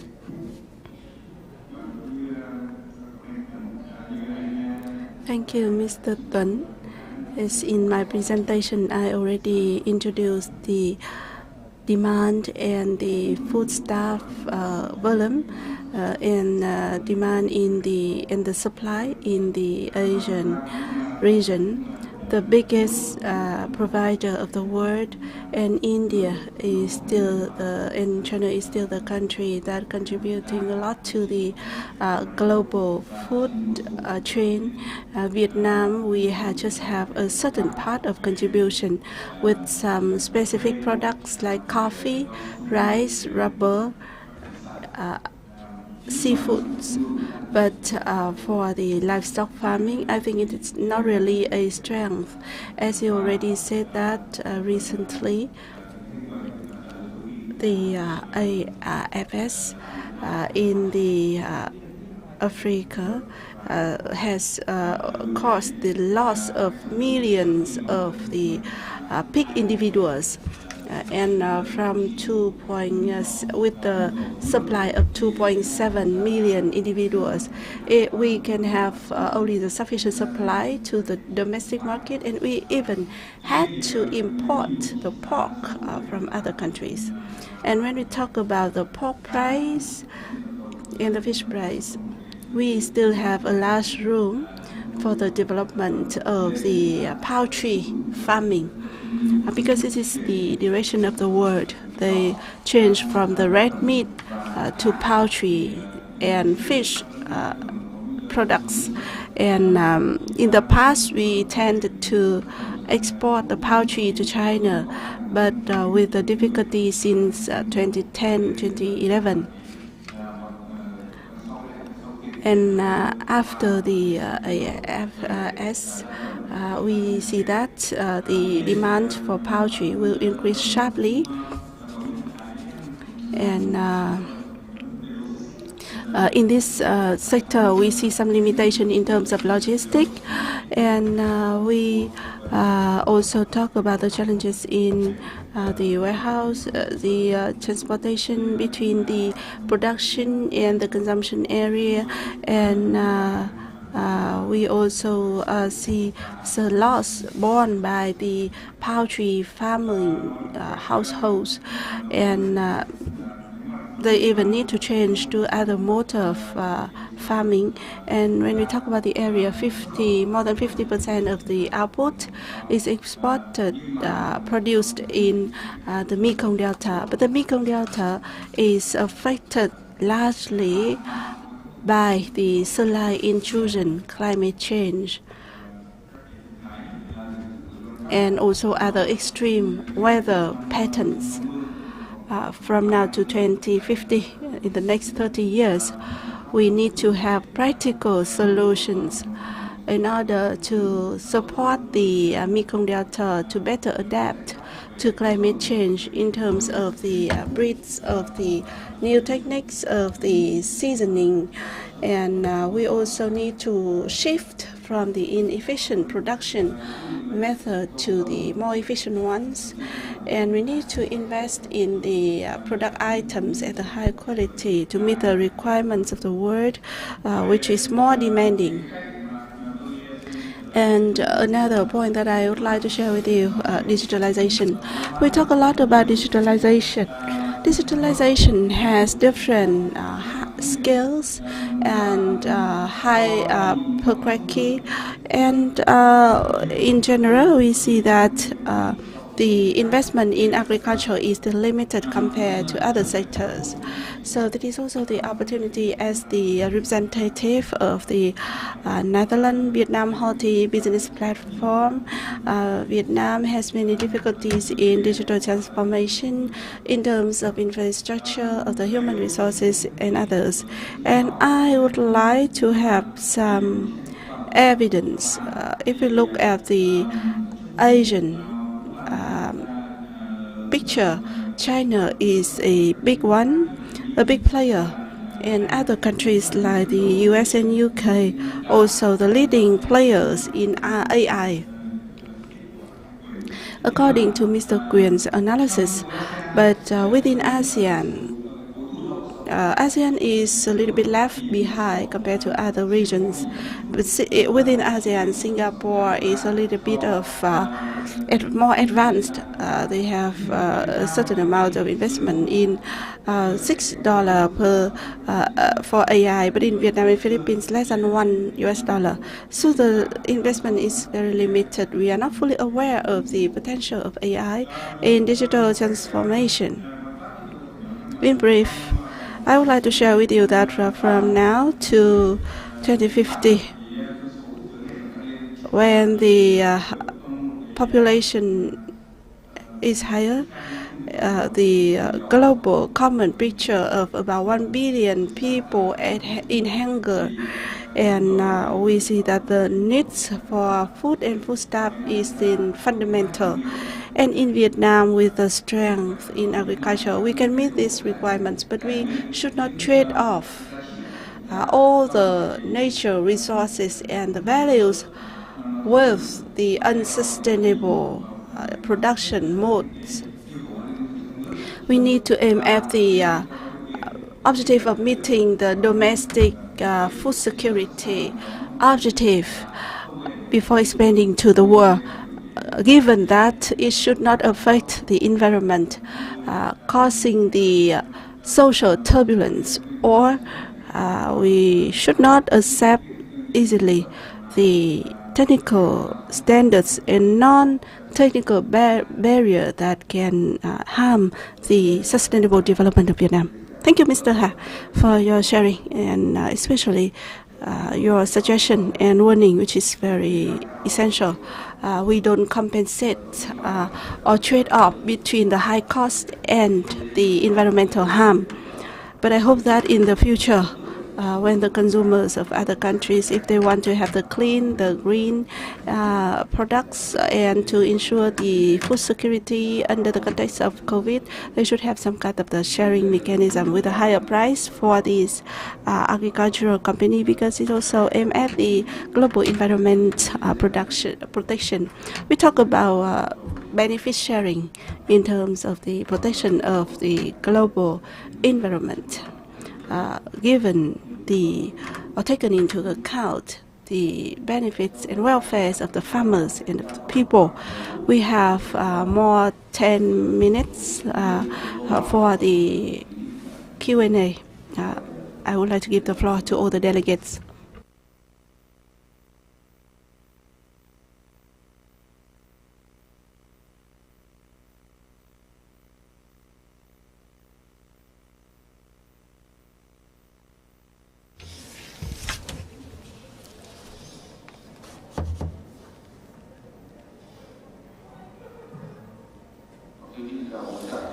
Would you like to raise questions to the panelists? Or maybe share your points or views towards today's theme on green, clean agricultural development in the context of digitization and COVID pandemic?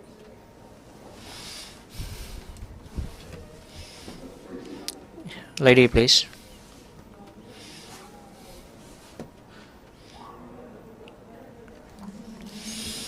Good morning, everyone. I'd like to ask about the potential development of organic agriculture in Vietnam, and also the attention you paid to that, and also organic pharmaceutical materials.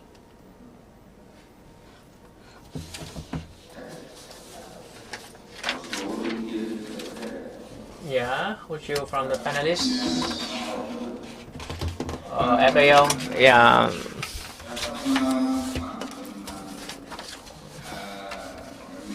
Over the past about 10 years now, I see the kind of movement of organic farming, seeing somehow of progress in Vietnam, and this is also a kind of personal view from my personal perspective. We see that it was started from European American countries, and at first it was not related to the animal originated products, but first the plant originated products. At first it was like that, but of course it would require quite strictly from the selection of the varieties to the selection of soil and materials, and for the production of organic products. And in 2018, we have decree number 119 of the Prime Minister on the development of organic agriculture in Vietnam. Accordingly, it was encouraging the people to apply PGS, Participatory Guarantee System, into the oversight, self-supervision of the organic-oriented products. For the establishment of the standards on organic products, in fact, in the 169 targets among the SDGs goals, they did not focus much on organic products, but more importantly, they pay more attention. They place more importance in kind of the products certified as sustainable, and organic is only part of that. We know Global Gap, Viet Gap, and other standards. But it does not mean that we somehow satisfied with the quality of the products, Vietnamese agricultural products. In the past, we somehow consider the foreigners as our main clients, and we need to adjust our standards towards that to suit their standards and requirements. But now we take different approaches, like the Japanese. They develop the domestic standards, which is even higher than other countries' products, and with the motto of serving the health and the welfare of the domestic consumers before going beyond the borders. That is on the organic. So the clients and the market share for that, and with the recent figures, I know that we have only about nearly 200,000 hectares planted for organic production. So that is too small, and the investment on organic is not something quite in a short time. Like in Long An province, we have seen companies investing in that for tens of years now, but they have not seen much profit, maybe due to their marketing capacity or the procedures they conduct with their investment. So for enterprises investing in agriculture, we would first serve the welcome the kind of receive the influx of investment, and also in our capacity we will also have the kind of proper roadmap for the development of organic together with other products to meet the demands of different kinds of clients. The gentleman from the back row. I'm the chairman of the Marvin Group, which is an Australian invested agri-business operating in Vietnam for 15 years.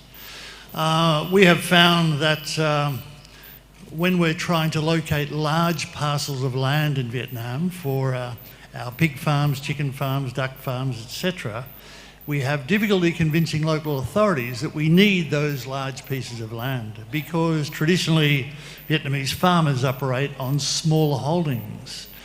Of course, that creates a problem when you're trying to control disease, when you're trying to develop biohazard and biosecurity provisions. So I have seen over the last 5 or 6 years the moving from small holdings and small farmers into large operators like us.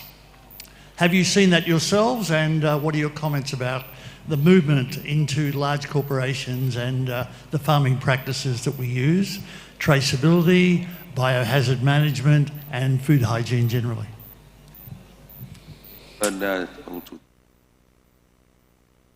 Thank you, the CEO of Mavin, Mr. Hui. Could you share with us the experiences? He is famous not only in exporting fruit, but also land accumulation in Mekong Delta.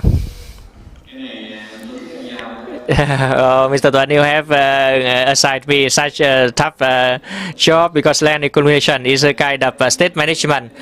From my experiences, I see that in terms of the animal husbandry, livestock production, if it is on the larger scale, only the central level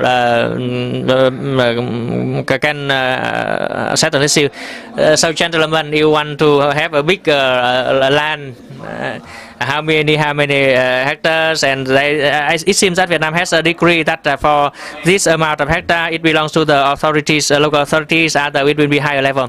And I think in Long An you can have a large plot of land for you to raise ducks, or in for chicken or pigs you can have Bình Phước or Bình Dương provinces. You can find a big plots of land there, sir. Yeah, in fact, the tendency of land concentration and accumulation over the past 5 years has been, that trend has been quite strong.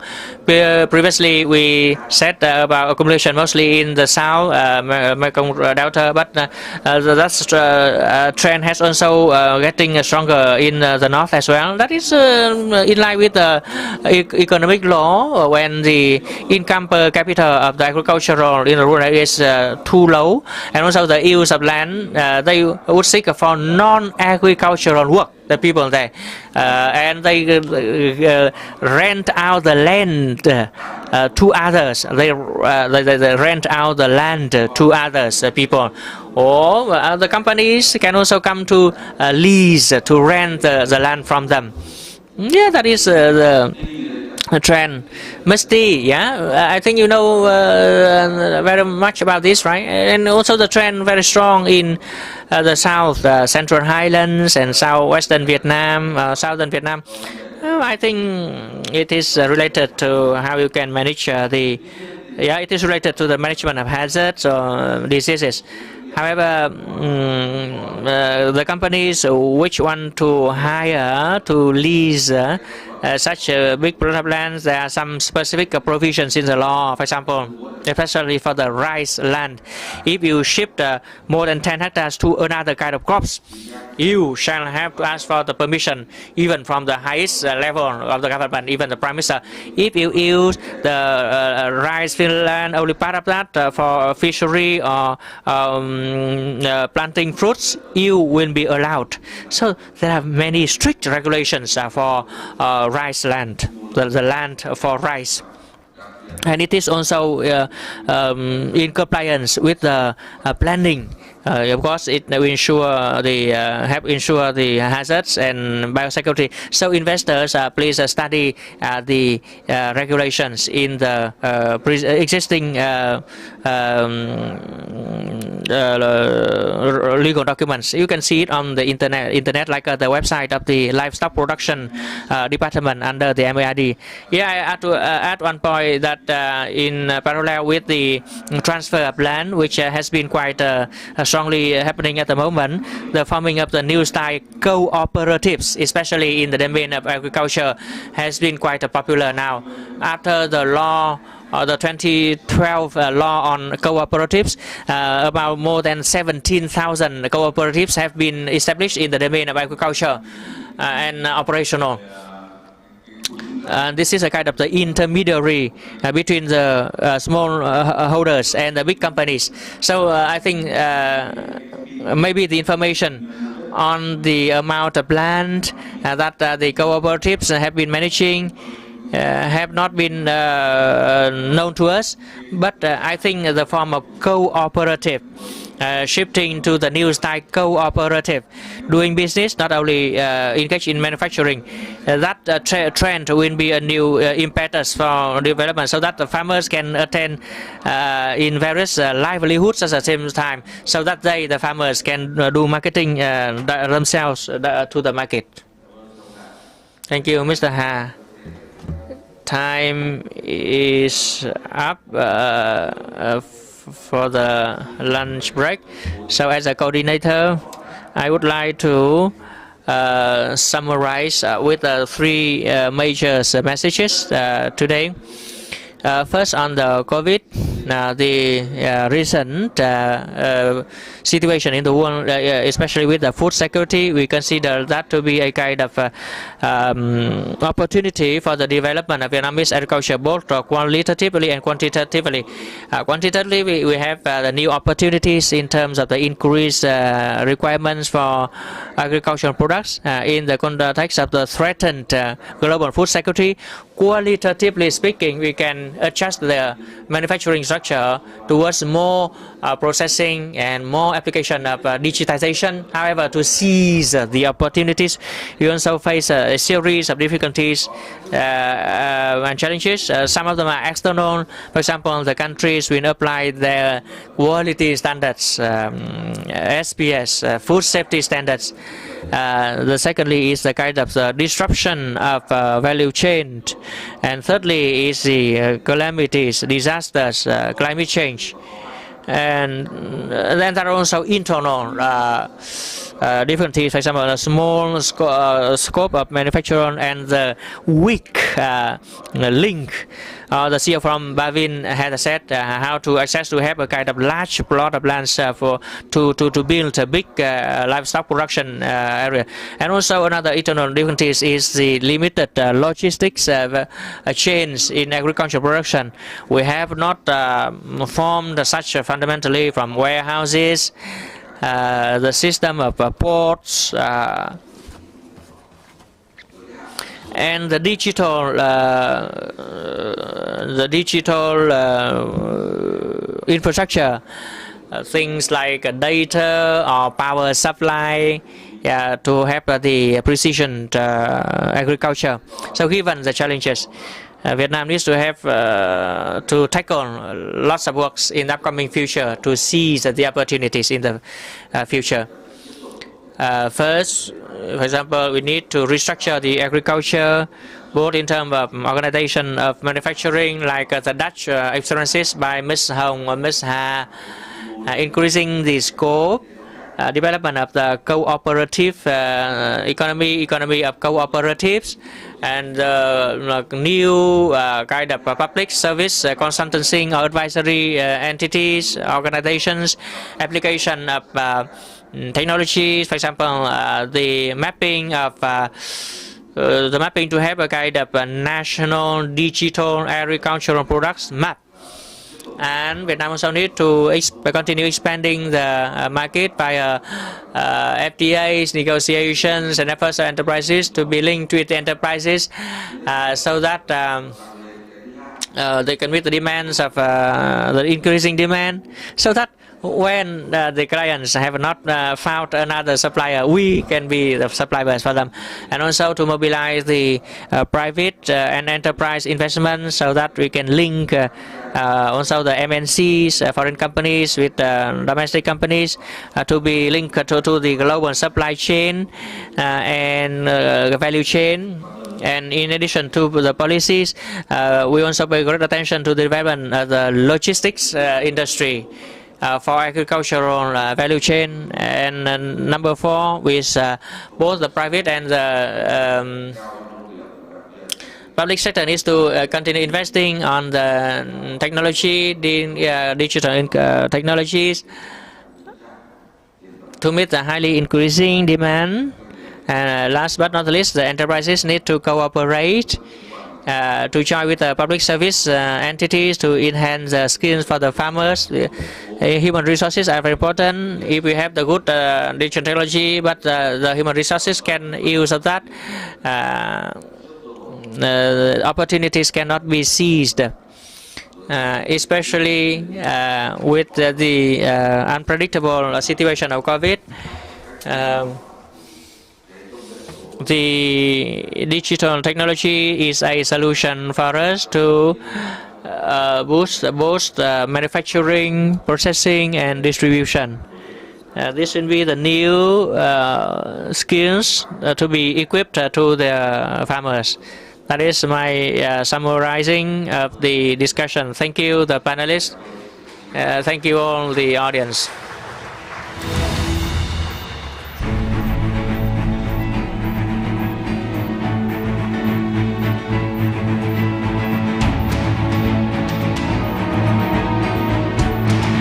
Xin cảm ơn các diễn giả và điều phối của phiên thảo luận thứ ba. Moderator and the panelists of the third session.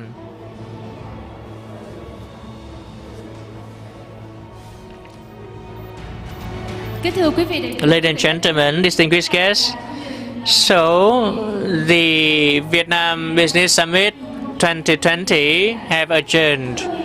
We hope that this discussion have make you more confident in the Vietnamese market, and each enterprise will find its own way of direction to sustain development and sustain and inclusive development.